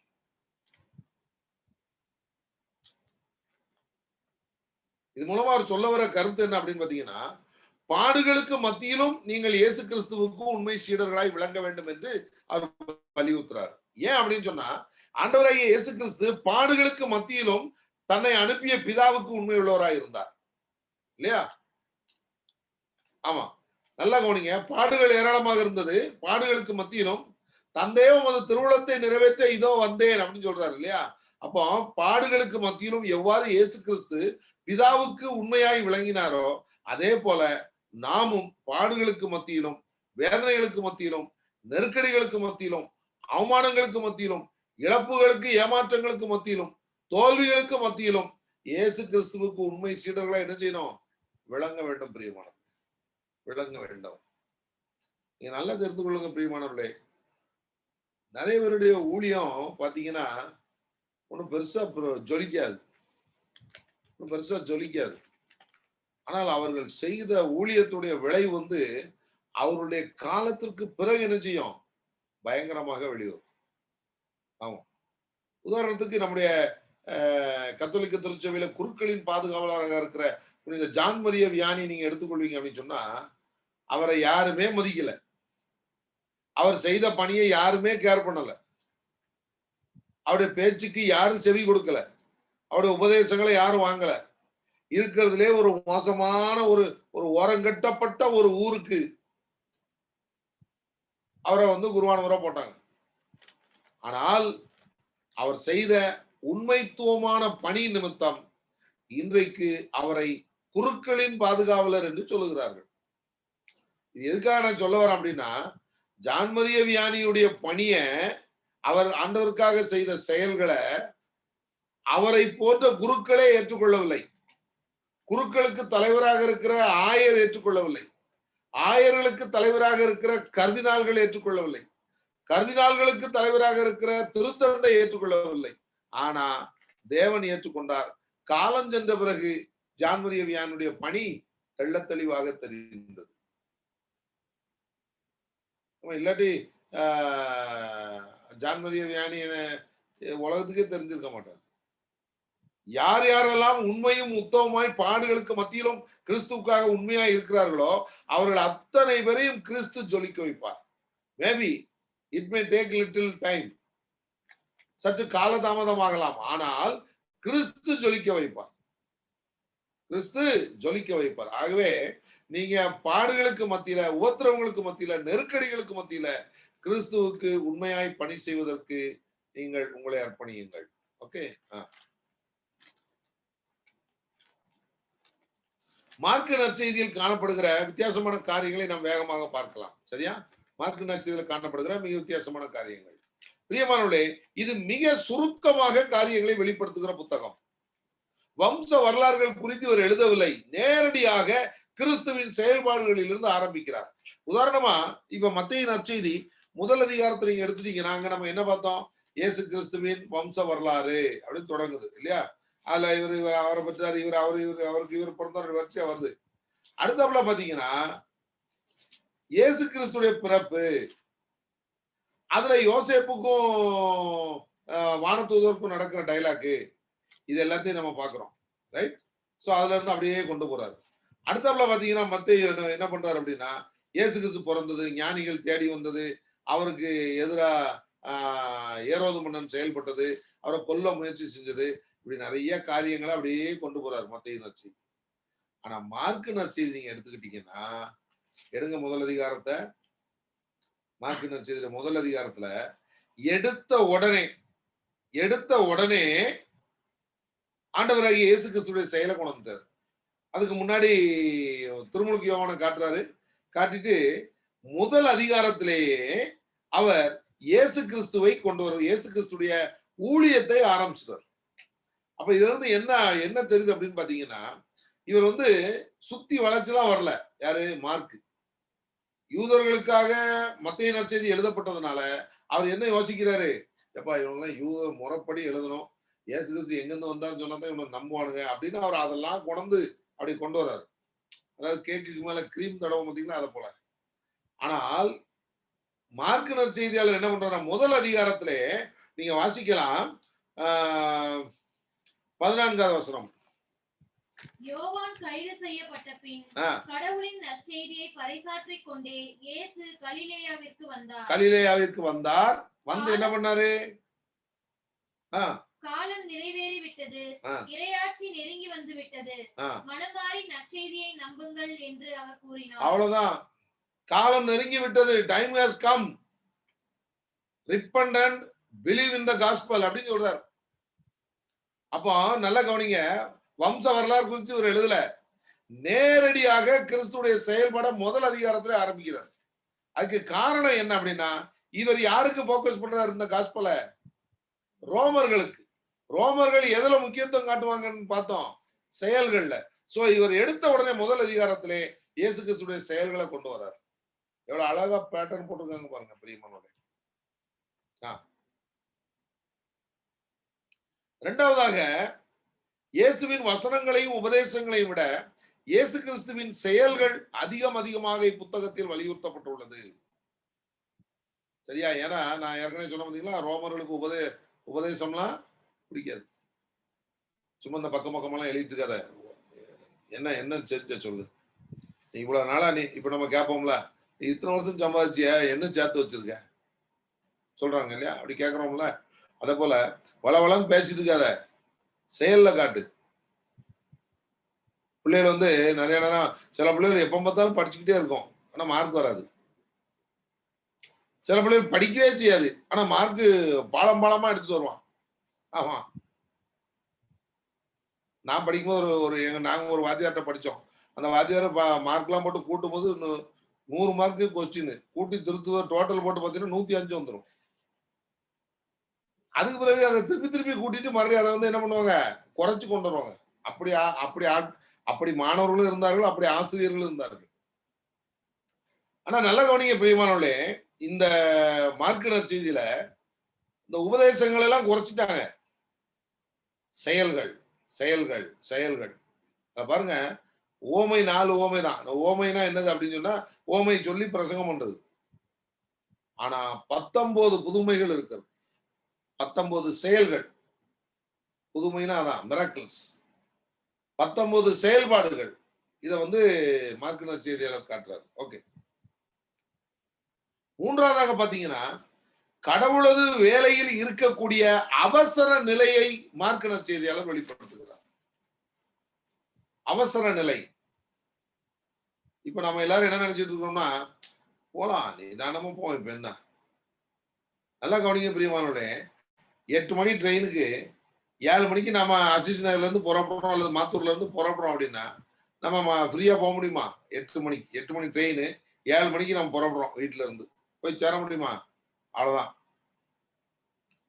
அப்போ நாம என்ன பண்றோம், அவசரப்படுறோம் இல்லையா? நம்முடைய பயணம் சுமூகமாக இருக்கணும் அப்படின்னா நம்ம வந்து ப்ரீ பிளான் பண்ணி போறோம். அதே போல கடவுளது வேலையில் இன்றைக்கு மிகப்பெரிய அவசரம் தேவை.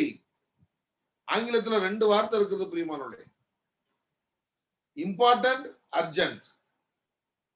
2 வார்த்தை இருக்கு இங்கிலீஷ்ல, இம்பார்ட்டன்ட், அர்ஜென்ட். இப்ப கடவுளுடைய வேலை இம்பார்ட்டண்டா அர்ஜென்டா அப்படின்னு பாத்தீங்கன்னா அர்ஜென்ட் தான் கரெக்ட். அவசியமானதா அவசரமானதா? அவசரமானது. ஏன் அவசரமானது? 1வது அதிகாரம் 16வது வசனம், சாரி 15வது வசனம். காலம் நிறைவேறி விட்டது, இறையாட்சி நெருங்கி வந்து விட்டது. காலம் நிறைவேறி விட்டது, காலம் நிறைவேறி விட்டது. Time is over. பரீட்சை எழுதும்போது நம்ம சொல்றோம் பாத்தீங்களா, டைம் ஆயிட்டு, டைம் ஆகிறதுக்கு முன்னாடியே நூலை கட்டுங்க அப்படிம்பாங்க. டைம் ஆயிட்டு எல்லாம் பேப்பரை கொடுப்பாங்க. அப்பவும் தான் உட்கார்ந்து என்ன செய்வோம், நம்ம ஆவேசமா எழுதுவோம். அப்ப நீங்க நல்லா புரிந்து கொள்ளுங்க பிரியமானவர்களே, காலம் நிறைவேறிய பிறகு நாம வந்து அட மெதுவா போலாம் அப்படின்னு சொன்னா என்ன ஆகும்? எல்லாரும் போயிடுவாங்க. அப்ப நல்லா தெரிந்து கொள்ளுங்க, மார்க் வந்து ஒரு அவசரப்படுத்துறாரு. அந்த நற்செய்தியில அவசரப்படுத்துறாரு துரிதமாக. உதாரணமா இங்கிலீஷ் பைபிள்ல, இது தமிழ் பைபிளுக்கு ஒத்து வராது. இங்கிலீஷ் பைபிள்ல இம்மீடியட்லி என்கிற வார்த்தை பழைய ஏற்பாட்டுல 4 தடவையும் புதிய ஏற்பாட்டுல 59 தடவை இருக்கான். நான் இது எண்ணல, குறிப்பு சரியா? இம்மீடியட்லி என்கிற வார்த்தை, இம்மீடியட்லின்னா தமிழ்ல உடனே. நீங்க உடனேன்னு போய் தேடிங்கன்னா ஆதியாகமத்துல இருக்கு, நான் தேடி பார்த்துட்டு தான் அமைதியா விட்டுட்டேன். ஆனால் இம்மீடியட்லி என்கிற வார்த்தை பைபிள்ல ஆதியாகமத்துல நான் தேடினே இல்ல. அப்ப இம்மீடியட்லி என்கிற ஆங்கில வார்த்தை பழைய ஏற்பாட்டுல 4 தடவையும் புதிய ஏற்பாட்டுல 59 தடவை இருக்கான். இந்த புதிய ஏற்பாட்டுல இருக்கிற 59 தடவையில 41 தடவை எதுல இருக்கு? மார்க் நற்செய்தியில இருக்கு. இது எதை காட்டுகிறது என்று சொன்னால், இமிடியட்லி அப்படின்னா என்ன அர்த்தம்? அவசரம், குயிக், சீக்கிரம் அப்படி சொல்றோம் இல்லையா? அதான் பிரியமானவர்களே, நல்லா தெரிந்து கொள்ளுங்க, மார்க் நற்செய்தியாளர் கடவுளது வேலையில் இருக்கக்கூடிய அவசர நிலையை வெளிப்படுத்துகிறார். நல்லா தெரிந்து கொள்ளுங்க. இனியும் நீங்க தாமதிச்சுட்டு இருந்தீங்கன்னு வைங்களேன், நாம கடவுளுக்கு ரொம்ப கணக்கு கொடுக்கணும் பிரியமானவர்களே.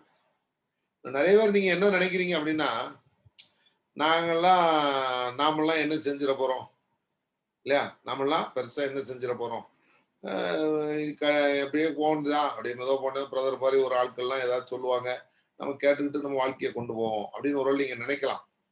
நான் அதை தப்புன்னு சொல்ல மாட்டேன். ஆனா அதே நேரத்துல என்னதெல்லாமோ உங்களால செய்ய முடியுதா இல்லையா? உங்களால சோறு பொங்க முடியும், குழம்பு வைக்க முடியும், உங்க பிள்ளைகளை பராமரிக்க முடியும், உங்க பேர பிள்ளைகளை பராமரிக்க முடியும் இல்லையா? காய்கறி கடையில போய் காய்கறி வாங்க முடியும், மட்டன் சிக்கன் கடையில போய் மட்டன் சிக்கன் வாங்க முடியும் சொந்தக்காரங்க கல்யாணம்னா போக முடியும், உறவினர்கள் யாராவது மரித்து போய்விட்டால் போக முடியும்.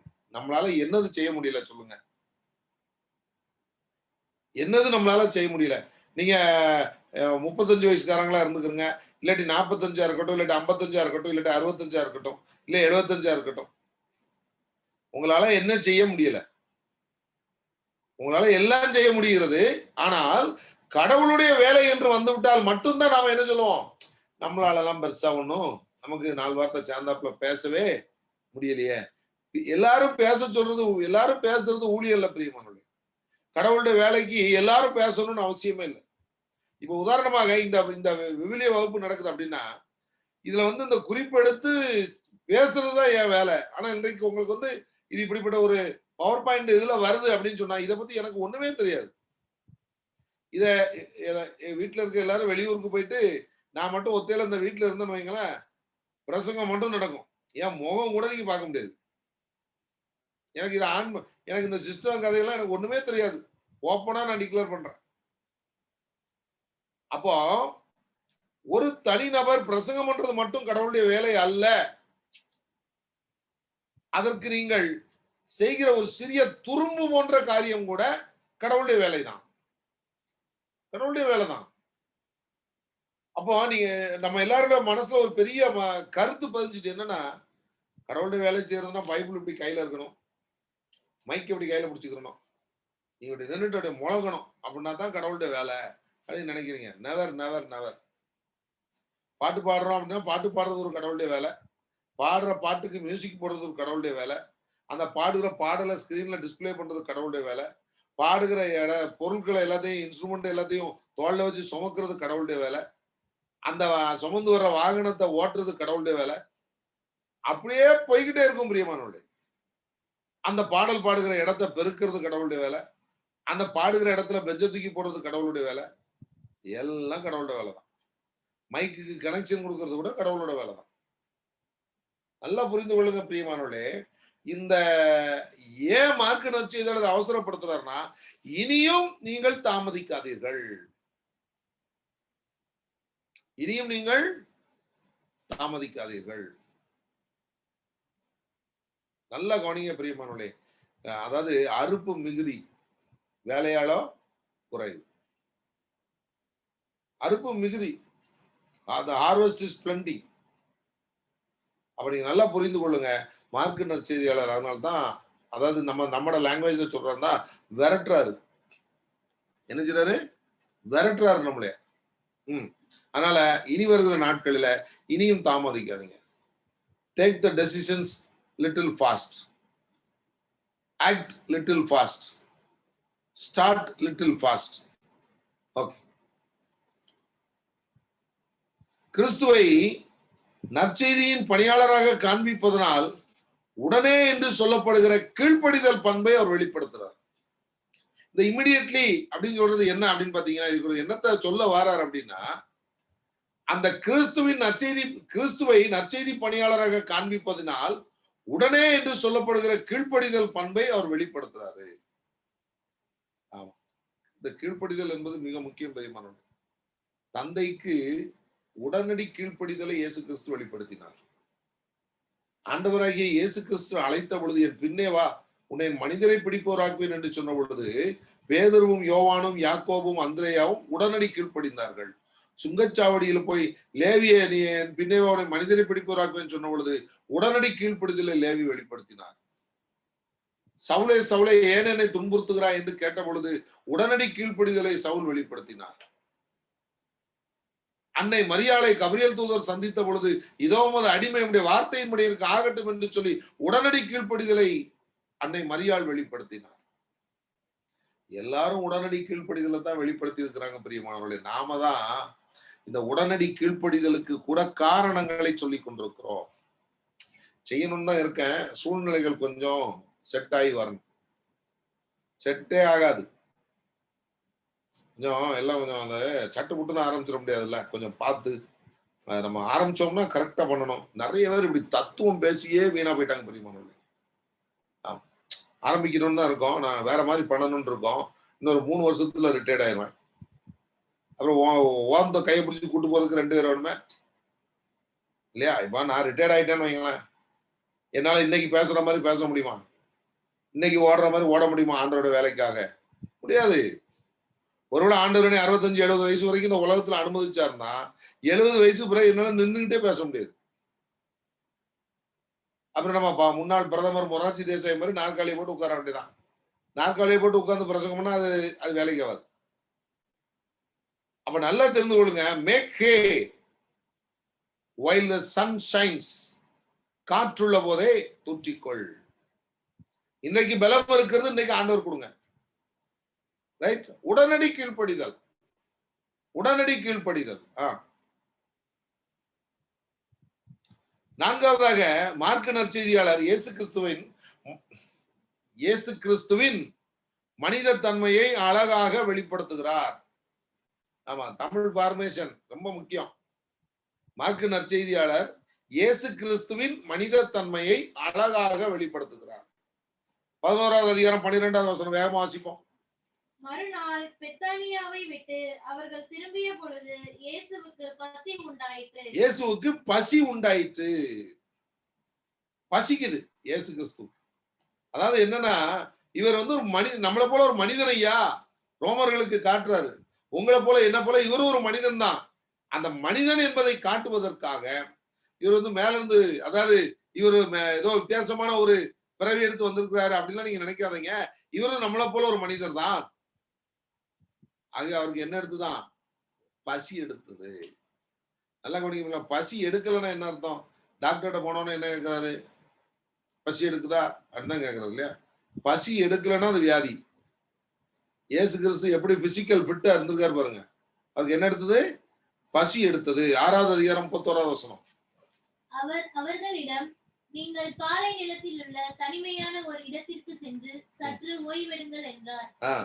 ஏனெனில் பலர் வருவதும் போவதுமாய் இருந்ததால் உண்பதற்கு கூட அவர்களுக்கு நேரம் கிடைக்கவில்லை. பிரியமானவர்களே, நல்லா கவனிச்சு பாருங்க. இந்த இடத்துல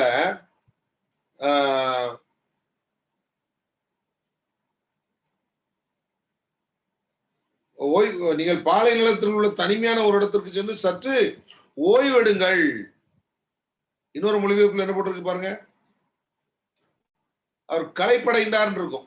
சரியா? அடுத்தது 3வது அதிகாரம் 5வது வசனம். அவர் சினத்துடன் அவர்களை சுற்றிலும் திரும்பி பார்த்து, சினத்துடன் சுற்றிலும் திரும்பி பார்த்து, சினத்துடன் கோபப்படுறாரு. பசிக்குதே, களைப்படைகிறாரு, இப்ப என்ன பண்றாரு? கோபப்படுறாரு. 6வது அதிகாரம் 34வது வசனம். அவர் கரையில் இறங்கிய போது பெருந்திரளான மக்களை கண்டார். அவர்கள் ஆயிரில்லா ஆடுகளை போல் இருந்ததால் அவர்கள் மீது பரிவு கொண்டு அவர்களுக்கு பலவற்றை கற்பித்தார். நல்லா கவனிச்சு பாருங்க பிரியமானவர்களே. அவர்கள் ஆயரில்லாத ஆட்டை போல இருப்பதை பார்த்து அவர்கள் மீது இறக்கப்படுறாரு. பிரியமானவர்களே, மக்கள் எவ்வளவு பரிதாபமா இருக்கிறாங்க. இறக்கப்படுறாரு. ரைட்? ஓகே. 10வது அதிகாரம் 21வது வசனம். அப்போது இயேசு அன்பொழுக அவரை கூர்ந்து நோக்கி, அப்பொழுது இயேசு அன்பொழுக அவரை கூர்ந்து நோக்கி. அப்போ அவர்கிட்ட இருந்து வெளிப்படுற அடுத்த பண்பு என்னன்னா, அன்புள்ளவர். Jesus loves you. Jesus loves you. அடுத்தது 6:3. இவர் தச்சர் அல்லவா?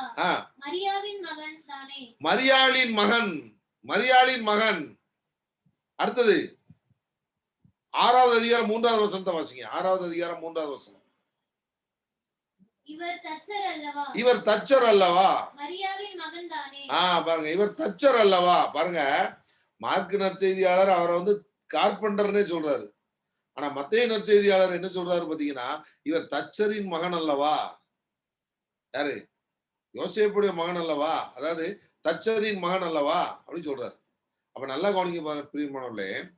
அதாவது இவர் தச்சரின் மகன். தச்சரின் மகன் என்னவா இருப்பாரு?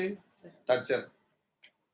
அதாவது சாதாரண குடும்பத்தில் உள்ள ஒரு ஆளு இவர் தான்பா இப்படி இருக்கிறாருன்னு ரோமர்களுக்கு இவர் எடுத்து வைக்கிறார். சோ இத்தனை இந்த இதுல நம்ம பார்க்கிற இந்த 8 கேரக்டர்களும் எனக்கும் இருக்கிறது, இந்த செய்தியை கேட்டுக்கொண்டிருக்கிற உங்களுக்கும் இருக்கிறது, இந்த நற்செய்தியை எழுதின மார்க்குக்கும் இருந்தது, எல்லாவற்றுக்கும் மேலாக நம்முடைய ஆண்டவராகிய இயேசு கிறிஸ்துவுக்கு இருந்தது. இயேசு கிறிஸ்துவும் நம்மை போல மனிதர் என்பதை மார்க்கு வெளிப்படுத்துகிறார். இன்னைக்கு வரைக்கும் நம்ம எல்லாரும் சொல்ற காரியம் என்ன அப்படின்னு பாத்தீங்கன்னா, அவரு இயேசு கிறிஸ்து, அதனால அவர் எல்லாத்தையும் மேற்கொண்டாரு, அதனால அவர் தன் மேல கரப்படாம பாத்துக்கிட்டாரு, அதனால அவர் இப்படி மணிக்கணக்கா பிரசங்கம் பண்ணாரு, அவர் இயேசு கிறிஸ்து அப்படின்னு சொல்லி அவரை வேற மாதிரி நம்ம காட்டுவோம். ஆனால் நமக்கு என்னென்ன பண்புகள் எல்லாம் இருந்ததோ அந்த பண்புகள் இயேசு கிறிஸ்துக்கு இருந்தது. ரைட்? ஓகே. ஐந்தாவதாக, ரோமர்களின் கலாச்சாரங்களை விளக்காமல், மீனிங்கே மாறிடும். மாத்த முடியுமா? ரோமர்களின் கலாச்சாரங்களை விளக்காமல் அதாவது எக்ஸ்பிளைன் பண்றது. ஓகே, இதுல இந்த லகரம் வந்து டெலிட் பண்றதுக்கு வந்துடும். சரியா? ஆனா அப்படி அல்ல. ரோமர்களின் கலாச்சாரங்களை விளக்காமல் யூதர்களின் கலாச்சாரங்களை அவர் வெளிப்படுத்துகிறார். ரோமர்களின் கலாச்சாரங்களை விளக்காமல் யூதர்களின் கலாச்சாரங்களை வெளிப்படுத்துகிறார். அப்ப நல்லா கவனிங்க பிரியமானவர்களே, நல்லா தெரிந்து கொள்ளுங்க. ரோமர்களுக்கு யூதர்களுடைய கலாச்சாரம் தெரியாது.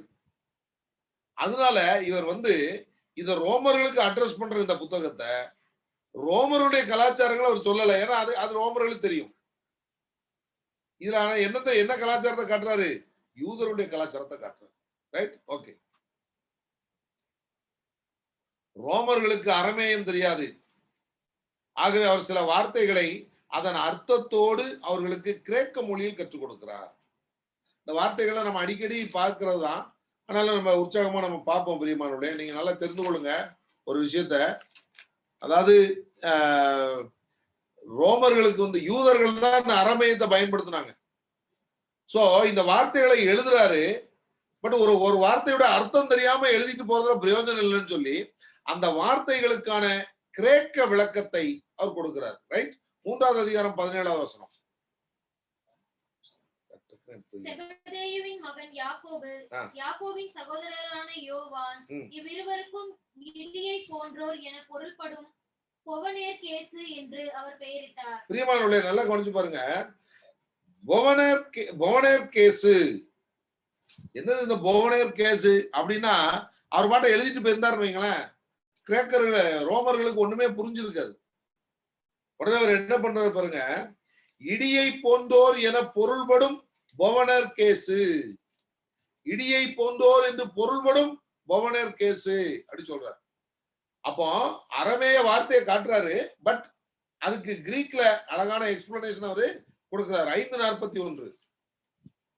சிறுமியின் கையை பிடித்து அவனிடம் தலித்தாகும் என்றார். தலித்தாகும்.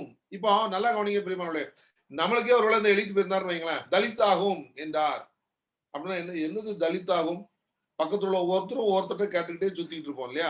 ஆனா அவர் பாருங்க, இந்த ரோமர்களுக்கு தலித்தாகும்னா என்னன்னு தெரியாது. அதனால தலித்தாகும் என்றார். அதற்கு சிறுமி உனக்கு சொல்லுகிறேன் எழுந்திடு என்பது பொருள். புரியுதா உங்களுக்கு? மார்க் நற்செய்தியாளர் எவ்வளவு அழகா அந்த வார்த்தைகளை விளக்குறாரு பாருங்க. சும்மா தனக்கு தெரியும்ன்றதுக்காக அவருக்கு அரமேயம் தெரியும் அவர் பாட்ட என்கிட்ட சொல்லிட்டு போல. தலித்தாகும். அதற்கு சிறுமியே நான் உனக்கு சொல்லுகிறேன் எழுந்திரு என்று பொருள். அதுக்கு விளக்கம் கொடுக்கிறாரு. 7:11. ஆனால் ஒருவர் தம் தாயையோ தந்தையையோ பார்த்து நான் உமக்கு தர கடமைப்பட்டிருக்கிறது குர்பான் ஆயிற்று, அதாவது கடவுளுக்கு காணிக்கை ஆயிற்று. பாருங்க பிரியமானவர்களே, குர்பான் ஆயிற்று. அவன் நமக்கு வந்து குர்பான் அப்படின்னா ஒண்ணும் தெரியாது. கொஞ்ச நாளைக்கு முன்னாடி குர்பானி அப்படின்னு சொல்லி ஒரு பாட்டு, ஒரு ஹிந்தி சினிமா வந்தது. எனக்கு நல்லா தெரியும் அந்த சினிமா வந்தது. குர்பானி அப்படின்னு சொல்லி அந்த பாடல்கள்லாம் பயங்கர ஹிட்டான ஒரு திரைப்படம், ஹிந்தி திரைப்படம். இப்போ குர்பான் ஆயிற்று அப்படின்னா குர்பானி அப்படின்னா நான் அதுக்கு பிறகு நான் அதை படிக்கும் பொழுது எனக்கு அது புரிஞ்சுது. அதுலயும் ஒரு இந்த அர்த்தத்துலதான் அந்த திரைப்படம் எடுத்திருப்பாங்க. பிரியமானவர்களே, இதுல என்ன போட்டு பாருங்க, குர்பான் ஆயிற்று அதாவது கடவுளுக்கு காணிக்கை ஆயிற்று, கடவுளுக்கு காணிக்கை ஆயிற்று. அப்படியே 7:34. பிறகு வானத்தை அண்ணாந்து பார்த்து பெருமூச்சு விட்டு அவரை நோக்கி எப்பத்தா அப்படி சொல்றாரு. என்ன சொல்றாரு? 9:20. எப்பத்தா அப்படி சொல்றாரு. எப்பத்தானா என்னது? அதாவது திறக்கப்படும். அதாவது திறக்கப்படும் அர்த்தம். சும்மா எப்பத்தான் சொல்லிட்டு போல, அதாவது திறக்கப்படு என்று அர்த்தம். 15வது அதிகாரம் 22வது வசனம். அவர்கள் மண்டை ஓட்டு இடம் என பொருள்படும் கொல்கொதாவுக்கு இயேசுவை கொண்டு சென்றார்கள். கொல்கொதா அப்படின்னா என்னது? யாருக்கும் தெரியாது, அவங்களுக்கு ரோமர்களுக்கு தெரியாது. உடனே அவர் அது மண்டை ஓட்டு இடம் என பொருள்படும் கொல்கத்தா. கொல்கத்தா இல்ல, சாரி, கொல்கொதா. ஓகே, கடைசியாக 15:34. பிற்பகல் 3 மணிக்கு இயேசு எலோயி எலோயி லமா சபக்தானி என்று உரக்க கத்தினார். ஆமா, இது இப்படி இதை மட்டும் எழுதிட்டு போயிருந்தாருன்னா ஒருத்தருக்கும் ஒண்ணும் தெரிஞ்சிருக்காது. எலோயி எலோயி லமா சபக்தானி அப்படின்னா அது நம்ம பெரிய வெள்ளிக்கிழமை தோறும் வாசிச்சு நமக்கு அப்படியே பழகி போச்சு இல்லையா? அதனால என் தேவனே ஏன் என்னை கை நெகிழ்ந்தீர் அப்படின்னு சொல்லி அர்த்தம் நமக்கு தெரியும். அப்போ பிரியமானவர்களே, நல்லா தெரிந்து கொள்ளுங்க, தெளிவா புரிந்து கொள்ளுங்க. நாம ஒரு காரியத்தை சொல்லுகிறோம் என்று சொன்னால் அதற்கு சரியான விளக்கத்தை நாம் கொடுக்க வேண்டும். அதற்கு சரியான பேசிக்கலாம். நல்லா கவனிங்க பிரியமானவர்களே, ஒரு காரியத்தை நாம் செய்கிறோம் என்று சொன்னால் அதற்கு சரியாக விளக்கத்தை கொடுக்க வேண்டும். இன்றைக்கு நல்லா கவனித்துக் கொள்ளுங்க. இப்ப நான் ஆரம்பத்துல, அதாவது தொடக்க நூல் இந்த புத்தகங்கள்லாம் பார்க்கும்பொழுது முழுக்க நான் மட்டும் பேசிக்கிட்டே இருந்தேன் இல்லையா? அதற்கு பிறகு ஒரே நாள் எனக்கு அந்த சிந்தனை வந்தது, நம்ம இப்படி பண்ண போல ஸ்லைடு போட்டு பேசினா நல்லா இருக்குமே அப்படின்னு. அப்ப நான் ஏன் ஸ்லைடு போட்டு பேசுறேன் அப்படின்னு சொன்னா, எனக்கு ஸ்லைடு தயாரிக்க தெரியும்ன்றதை காட்டுறதுக்காகவா? நிச்சயமா இல்ல. எதுக்காகனா, இந்த ஸ்லைடு மூலமா உங்களுக்கு சொன்னா உங்களுக்கு இன்னும் கொஞ்சம் நல்லா புரியும், மனசுல பதியுங்கிற நோக்கத்தோடு. அப்போ அதுக்கு சில சிரமங்கள் இருக்கிறது. இந்த ஸ்லைடுகளை போட்டு உங்களுக்கு சொல்லி கொடுக்கறதுக்கு சில சிரமங்கள் இருக்கிறது. இப்ப உதாரணமா நான் இந்த ஃபுல் பேப்பர்ல எழுதி நோட்ஸ் எழுதி கொடுப்பேன். இந்த பேப்பர்ல எழுதுனதை டைப் அடிக்கணும். டைப் அடிச்ச பிறகு இதை பவர் பாயிண்ட்டுக்கு அதுல இருந்து கட் பண்ணி எடுத்து ஒவ்வொரு குறிப்பா நான் எதெல்லாம் ஒரு ஸ்லைடு அப்படின்னு போடணும், நான் அதுல ஒரு கோடு போடுவேன். அந்த கோடு போட்டா அந்த கோடு போட்டிருக்கிறது ஒரு ஸ்லைடு, அடுத்த கோடு போட்டிருக்கிறது அடுத்த ஸ்லைடு. இப்ப இந்த எவ்வளவு ஸ்லைடை ரெடி பண்ணணும், ரெடி பண்ணி அந்த ஸ்லைடை இன்னொரு சிஸ்டத்துக்கு டிரான்ஸ்ஃபர் பண்ணி ஒரு ஆள் எனக்கு எத்தாப்புல உட்கார்ந்து என்ன செய்யணும், ஒவ்வொரு ஸ்லைடா போட்டுட்டு இருக்கணும். நான் பேச ஒவ்வொரு ஸ்லைடா. அப்ப இதுல சில சிரமங்கள் இருக்கிறது. ஆனால் இது நமக்கு ஒரு தெளிவை கொடுக்கும், நமக்கு புரிதலை கொடுக்கும். தயவு செய்து சொல்றேன், நீங்க கொஞ்சமா செஞ்சாலும் 4 பேருக்கு புரியுற மாதிரி சொல்லுங்க. உங்க பிள்ளைகளை உட்கார வச்சு நீங்க ஆண்டவரை பத்தி சொல்றீங்க அப்படின்னு சொன்னா உங்க பிள்ளைகளுக்கு அதை ஆணித்தரமாக பதிஞ்சிடணும், மறக்கவே கூடாது. அப்படி சொல்லிக் கொடுங்க உங்க பிள்ளைகளுக்கு. ஏன் நான் இதை சொல்றேன் அப்படின்னு சொன்னா, நம்முடைய பிள்ளைகளை பொறுத்தவரையில என்ன பண்ணணும் அப்படின்னா, நீங்க சில படங்களை காட்டி சொன்னாதான் நம்ம பிள்ளைகளுக்கு பதியும். இன்னைக்கு வரைக்கும் நம்ம எல்லாருக்கும் சின்ன பிள்ளைகளா இருக்கும் நம்ம படிச்சது ஆதாம் ஏவாள் அப்படின்னு சொன்ன உடனே ஒரு தோட்டத்துல ஒரு பெரிய ஆப்பிள் மரம் இருக்கும், அதுல ஒரு ஆப்பிள் மரத்துல அந்த ஆப்பிள் மரத்துக்கு கீழே தான் ஆதாம் ஏவாளை நம்ம பார்த்தோம். நேரில் போய் பார்க்கல, ஆனா படத்துல பார்த்துட்டோம். இன்னைக்கு வரைக்கும் ஆதாம் ஏவாள்னு சொன்னோடனே நமக்கு ஞாபகம் வர்றது அந்த ஆப்பிள் மரமும் அதுக்கு கீழே ஆதாம் ஏவாள் நிற்கிறது. ஏன்? சின்ன பிள்ளைகளும் நமக்கு அந்த படத்தை காட்டினாங்க. ஆகவே எனக்கு அருமையானவர்களே, ஒரு நபருக்கு ஒரு காரியத்தை சொல்லுகிற பொழுது 2 குறிப்பு சொன்னாலும் சரி, 3 குறிப்பு சொன்னாலும் சரி, அந்த 3 குறிப்புகளும் அவருடைய உள்ளத்திலே நீங்காது இடம்பெறக்கூடிய அளவுக்கு நீங்க விளக்கம் கொடுக்கணும். இதைத்தான் மார்க் செஞ்சார். மார்க்குடைய பேட்டர்ன் என்னவா இருந்ததுன்னா, ஒவ்வொன்றுக்கும் விளக்கம் கொடுக்குறார். எப்பா இப்படின்னா இது அர்த்தம், இப்படின்னா இது அர்த்தம், இப்படின்னா இது அர்த்தம், புரியாத மாதிரி விட்டுறாதீங்க, இதை கரெக்டா புடிச்சுக்கிறங்க அர்த்தத்தை சொல்லி அவர் கற்றுக் கொடுக்கிறார். பிரியமானவர்களே, ரைட்.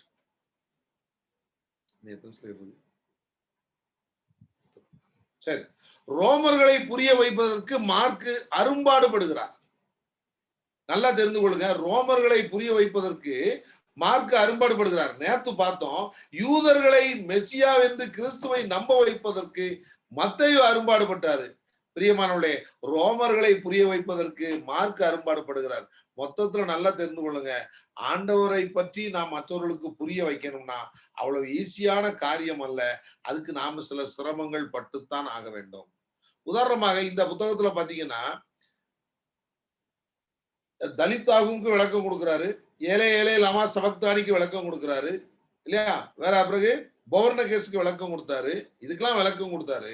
ஆனால் இந்த 5வது அதிகாரம் 9வது வசனத்துல லேகியோன்னு வருது, அதுக்கு விளக்கம் கொடுக்கல. 12வது அதிகாரம் 15வது வசனத்துல ஒரு தெனாரியத்தை என்கிட்ட கொண்டு வாங்கன்னு சொல்லுவாரு, அதுக்கு விளக்கம் கொடுக்கல. அடுத்ததுல 15வது அதிகாரம் 16வது வசனத்துல இது தமிழ்ல இந்த வார்த்தை இருக்காது, இங்கிலீஷ் பைபிள்ல இருக்கும், பிரெட்டோரியம் அப்படின்னு இருக்கும். பிரெட்டோரியம்னா என்னது அப்படின்னா அரசவையில் உள்ள அரசனுடைய அரண்மனையில் உள்ள ஒரு மண்டபம்னு அர்த்தம், ஒரு மாளிகை, பிரெட்டோரியம். நல்லா தெரிந்து கொள்ளுங்க. மார்க்கு நற்செய்தியாளர் இதுல அதாவது ரோமர்களுக்கு விளக்கம் கொடுக்கிற பொழுது சில வார்த்தைகளுக்கு இதனுடைய பொருள் இது, இதனுடைய பொருள் இது, இதனுடைய பொருள் இதுன்னு சொன்னவரு இந்த வார்த்தைகளுக்கு அவர் என்ன செய்யல, விளக்கம் கொடுக்கல. ஏன்னா இது ரோமர்களுக்கு தெரிந்த லாங்குவேஜ். நமக்கு லேகியோன்னா என்ன தெரியாது. நம்ம கீழே உள்ள குறிப்பு பார்த்தோம்னு சொன்னா லேகியோன்னா 6000 அசுத்த ஆவிகளை கொண்டது. அப்ப நல்லா தெரிந்து கொள்ளுங்க பிரியமானவர்களே, இந்த லேகியோன், தெனாரியம், பிரெட்டோரியம் இந்த வார்த்தைகளுக்கு மார்க் என்ன செய்யல, விளக்கம் கொடுக்கல. நெக்ஸ்ட் பிரியமானவர்களே, 6வதாக இயேசு கிறிஸ்துவின் பாடுகள் மரணத்தை குறித்து அதிகமாக வலியுறுத்துகிறார். உதாரணமா ஒரே ஒரு விஷயத்தை வேகமா வாசிக்கலாம். 3வது அதிகாரம் நற்செய்தி இப்பதான் ஆரம்பிக்குது, சரியா? முதல் அதிகாரம் ஆரம்பிச்சு 3வது அதிகாரத்துக்கு வராரு. 6வது வசனத்தை வாசிக்கலாம். உடனே பரிசேயர் வெளியேறி ஏரோதியரோடு சேர்ந்து இயேசுவை எப்படி ஒழிக்கலாம் என அவருக்கு எதிராக சூழ்ச்சி செய்தனர். இயேசு கிறிஸ்துவை ஒழிப்பதை குறித்து, இயேசு கிறிஸ்துடைய மரணத்தை குறித்து 3வது அதிகாரத்திலே மார்க் ஸ்டார்ட் பண்றாரு. வழக்கமா நீங்க பாத்தீங்கன்னா இப்ப மத்தேயு நற்செய்தியெல்லாம் கொஞ்சம் தாண்டி போன பிறகு ஒரு 15 அதிகாரத்தை தாண்டின பிறகுதான் இயேசு கிறிஸ்துவ பாடுகளை பத்தி எல்லாம் பேச்சே வரும். ஆனால் மார்க் நற்செய்தியில 3வது அதிகாரத்துல சொல்றாரு, 8வது அதிகாரத்துல சொல்றாரு, 9வது அதிகாரத்துல சொல்றாரு, 10வது அதிகாரத்துல சொல்றாரு. அப்போ திரும்ப திரும்ப திரும்ப திரும்ப இயேசு கிறிஸ்துடைய பாடுகளையும் மரணத்தை குறித்து வலியுறுத்தி கொண்டே இருக்கிறார். இது மிக முக்கியமாக கவனிக்க வேண்டிய ஒரு காரியம். அடுத்தது, ரோமர் காலத்தில் ஏராளமான பேர் அடிமைகளாக்கப்பட்டனர். ஆகவே அவர்களுக்கு இயேசு கிறிஸ்துவின் அடிமை நிலையை புரிய வைக்கிறார். அடிமைகளாகிய நமக்கு என்ன வேணாலும் நேரிடலாம் வா அப்படின்னு அவர் நினைச்சாரு, ரோமர்களுக்கு அவர் எடுத்துரைக்கிறார். ஓகே, இயேசுவின் வாழ்க்கை ரகசியமாக இருப்பதாகவே வெளிப்படுத்துகிறார்.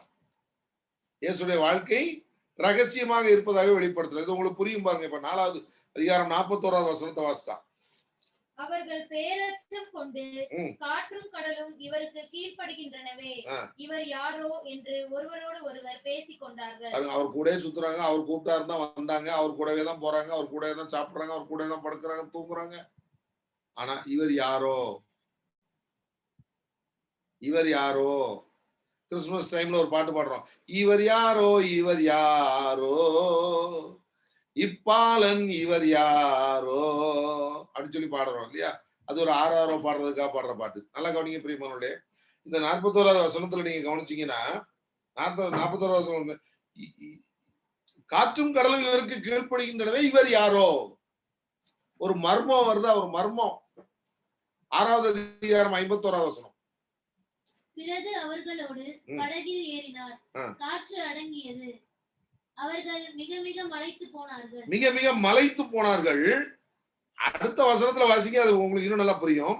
ஏனெனில் அப்பங்கள் பற்றிய நிகழ்ச்சியை அவர்கள் புரிந்து கொள்ளவில்லை. அவர்கள் புரிந்து கொள்ளவில்லை, புரிய முடியல. பிரியமானவர்களே, நல்லா தெரிந்து கொள்ளுங்க, நல்லா தெரிந்து கொள்ளுங்க. எல்லாவற்றையும் புரிந்து கொள்ளுகிறவர்களால இயேசு கிறிஸ்துவை பற்றி சரியாக புரிந்து கொள்ள முடியவில்லை. அந்த அளவுக்கு மார்க் காட்டுறாரு இயேசு கிறிஸ்துவ. நிறைய நேரம் சொல்றோம்ல, உன்னை புரிஞ்சுக்கவே முடியல எனக்கு சொல்றாங்க இல்லையா? உன்னை புரிஞ்சுக்கவே முடியலையே அப்படின்னு சொல்லி சொல்றோம் இல்லையா? பிரியமானவர்களே, நல்லா தெரிந்து கொள்ளுங்க, கடவுளையும் கூட நம்ம என்ன செய்ய முடியாது, புரிந்து கொள்ளவே முடியாது. சில நேரம் நாம நினைப்போம் இது இப்படிதான் நடக்கணும் அப்படின்னு, கடவுள் வேற மாதிரி நடத்திட்டு போயிடுவார். ஆண்டவருடைய நடத்துதல நம்ம அடிக்கடி பேசுவோம் ஆச்சரியமா, ஆண்டவருடைய நடத்துதல புரிஞ்சுக்கவே முடியலையே. Right, okay. கடவுளை பற்றிய காரியம் எப்பொழுதும் ஒரு புதிராகவே இருக்க வேண்டும். கடவுளை பற்றிய ஒரு காரியம் எப்பொழுதும் ஒரு புதிராகவே இருக்க வேண்டும். அப்படின்னா தான் அந்த கடவுள் மீது நமக்கு ஒரு ஈர்ப்பு, அந்த கடவுள் மீது நமக்கு ஒரு தாக்கம் அதிகமாக இருக்கும். கடவுளை, ஏன்னா எல்லாமே எல்லாமே ஒண்ணுலயுமே சீக்கிரட் இல்லைன்னு வைங்களேன், அது நல்லாவே இருக்குது இல்லையா? சீக்கிரசி இல்லைன்னு சொன்னா அதுல ஒண்ணுமே இல்லை. ஓகே, பிரியமானவர்களே, இயேசு சீடர்களின் தோல்வியை, விழுதல்களை வெளிப்படையாக எழுதியிருக்கிறார். இயேசுவின் சீடர்களின் தோல்வியை மார்க்கு நற்செய்தியாளர் தெளிவாக எழுதுறாரு. எப்படி எழுதுறாரு அப்படின்னா, இவர்கள் உணரற்ற இருதயம் உள்ளவர்களாக இருந்தார்கள், சுயநலவாதிகளாக இருந்தார்கள், இவர்கள் கிறிஸ்துவை மறுதலித்தார்கள், அவரை விட்டுட்டு ஓடி போயிட்டாங்க, அவரை நடுத்தூர்ல விட்டுட்டு போன ஆட்கள் இவங்க யாரு? சீடர்கள். இன்னும் நீங்க நல்லா கவனிச்சு பாத்தீங்கன்னா, யோவான் நற்செய்தியெல்லாம் நீங்க பார்க்கும் பொழுது, நாங்கள் மீன் பிடிக்க போறோம் அப்படின்னு சொல்லிட்டு போயிட்டாரு யாரு? பேதுரு. உடனே கூட கொஞ்சம் கோஷ்டி, நாங்களும் வருகிறோம் அப்படின்னு சொன்னாங்க. எம்மாவுக்கு நேரம் 2 பேர் புரட்டு போயாச்சு. அப்போ இந்த சீடர்கள் எல்லாரும் எப்படிப்பட்டவர்கள் அப்படின்னு பாத்தீங்கன்னா, உணர்வற்றவர்கள். தெரியுமா? இதை கேட்கறதுக்கு உங்களுக்கு ரொம்ப கஷ்டமா இருக்கும் இந்த வார்த்தை. என்னையா அந்த சீடர்களை போய் உணரற்றவர்கள்? அந்த சீடர்களுக்கு உணர்வு எப்ப தரமா வந்தது? இயேசு கிறிஸ்து கூடவே இருந்தாங்க, அவர்களுக்கு உணர்வு வரல. ஆனால் பரிசுத்த ஆவியானவர் பொழியப்பட்ட பொழுது அவர்கள் உணர்வு உள்ளவர்களாக மாறினார்கள். இயேசு கிறிஸ்துவோடு இருக்கும் வரை சுயநலவாதிகளாக இருந்த சீடர்கள் பரிசுத்த ஆவியானவரை பெற்றுக் கொண்ட பிறகு அவர்கள் பொதுநலவாதிகளாக மாறிவிட்டார்கள்.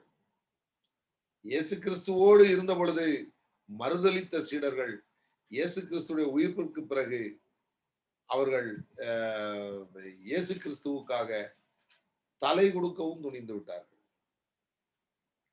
தலை கொடுக்கவும் துணிந்து விட்டார்கள். பிரியமான சீடர்கள் என்னமோ சீடர்கள் உண்மையற்றவர்கள், ஆனால் இயேசு கிறிஸ்து உண்மை உள்ளவர். சீடர்கள் உண்மையற்றவர்களாக தான் இருந்தாங்க, ஆனால் இயேசு கிறிஸ்து அவரிடத்திலே உண்மை உள்ளவராக இருந்தார். ஓகே, உண்மையுள்ள பணியாளர்களை ரோமர்கள் தங்கள் பிள்ளைகளாக ஏற்றுக்கொள்வார்களாம். உண்மையுள்ள பணியாளர்களை ரோமர்கள் தங்கள் பிள்ளைகளாக ஏற்றுக்கொள்வார்கள்.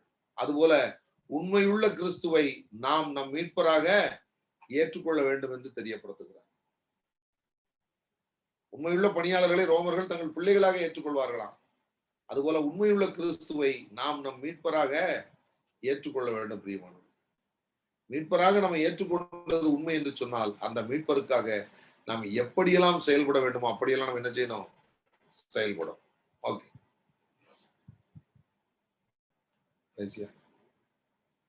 இன்னும் 3 இருக்கு.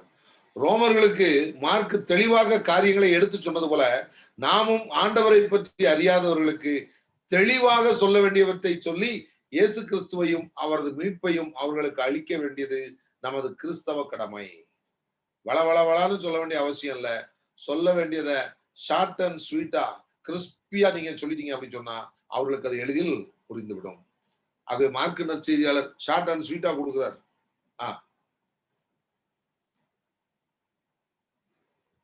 கர்த்தருடைய வார்த்தைகளை சொல்வதோடு, கர்த்தர் நம்முடைய வாழ்க்கையில் செய்வித்த பற்பல அதிசயமான காரியங்களை எடுத்து சொல்லியும் நமது வாழ்க்கை முறையை அவர்களுக்கு காண்பித்தும் நாம் ஆண்டவரை அறிவிக்க வேண்டும். அதாவது கர்த்தருடைய வார்த்தைகளை நீங்க எடுத்து சொல்லணும், கண்டிப்பா அதுல மாற்று கருத்தே கிடையாது. ஆனால் அதோடு நமக்கு கர்த்தர் என்ன செய்தார், நம்முடைய வாழ்க்கையை கர்த்தர் எப்படி மாற்றினார், நம்முடைய வாழ்க்கை ஒரு காலத்தில் எப்படி இருந்தது, இன்றைக்கு அது எப்படி மாறி இருக்கிறது, இப்படி நம்மை நாம் காண்பிக்கிற பொழுது அவர்கள் இயேசு கிறிஸ்துவை எளிதாக ஏற்றுக்கொள்வதற்கு வாய்ப்பு உண்டு. சரியா?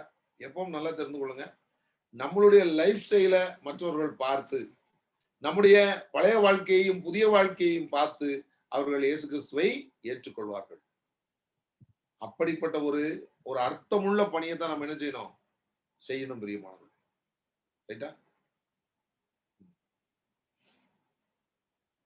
கடைசியாக, இப்படி ரோமர்கள் கிறிஸ்துவை புரிந்து கொள்ள வேண்டும், கிறிஸ்துவை ஏற்றுக்கொள்ள வேண்டும் என்று போராடிய இந்த மாமனிதன் மார்க்கை என்ன செய்தார்கள் தெரியுமா?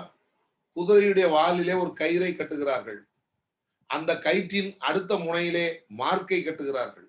புனித மார்க்கை கட்டி அவர் மரிக்கும் வரை கரடு முரடான சாலைகளில் அந்த குதிரையை ஓட்டுகிறார்கள். அந்த குதிரை அடிக்க அடிக்க அது வாட்டம் ஓடுது. கீழே இந்த பக்கத்துல மார்க்க கட்டி இழுத்துட்டு வராங்க. எதுவரைக்கும் இழுத்து சென்றார்கள் என்று சொன்னால், அவர் சாகும் வரை இழுத்து சென்றார். எப்படிப்பட்ட ஒரு மரணம் பாருங்க. மத்தேயுவை பார்த்தோம் கோடாரியால பிளக்கப்பட்டு இறந்தார்னு. இப்ப இங்க பாக்குறோம் குதிரையுடைய வால்ல ஒரு கயிறை கட்டி, கயிறுடைய அடுத்த முனையில மார்க்கை கட்டி, சாலை வழியாக கரடு முரடான சாலைகள் வழியாக இழுத்து கொண்டே போறார்கள். போகும்பொழுது அந்த குதிரை அதுக்கு என்ன தெரியும், அது பாட்ட ஓடுது. இங்க மார்க்கை இழுத்துட்டு வருது, கல் அடிபட்டு தலை அடிபட்டு எந்த அளவுக்கு சித்திரவதை அனுபவிச்சிருப்பார் கொஞ்சம் நினைச்சு பாருங்க. பிரியமானவர்களே, இவ்வளவு சித்திரவதை மார்க் அனுபவித்ததற்கான காரணம் ரோமர்களுக்கு அவர் நற்செய்தி அறிவித்தது. நல்லா தெரிந்து கொள்ளுங்க. நீங்களும் ஆண்டவருடைய வார்த்தையை அறிவிக்கிற பொழுது உங்களுக்கும் என்ன வேண்டுமானாலும் நேரிடலாம். ஒரு வாழ்வு அது இயேசுவுக்காய் என்று வாழ்வீர்கள் என்று சொன்னால் அந்த வாழ்க்கை அர்த்தமுள்ளதாக இருக்கும், அற்புதமானதாக இருக்கும்.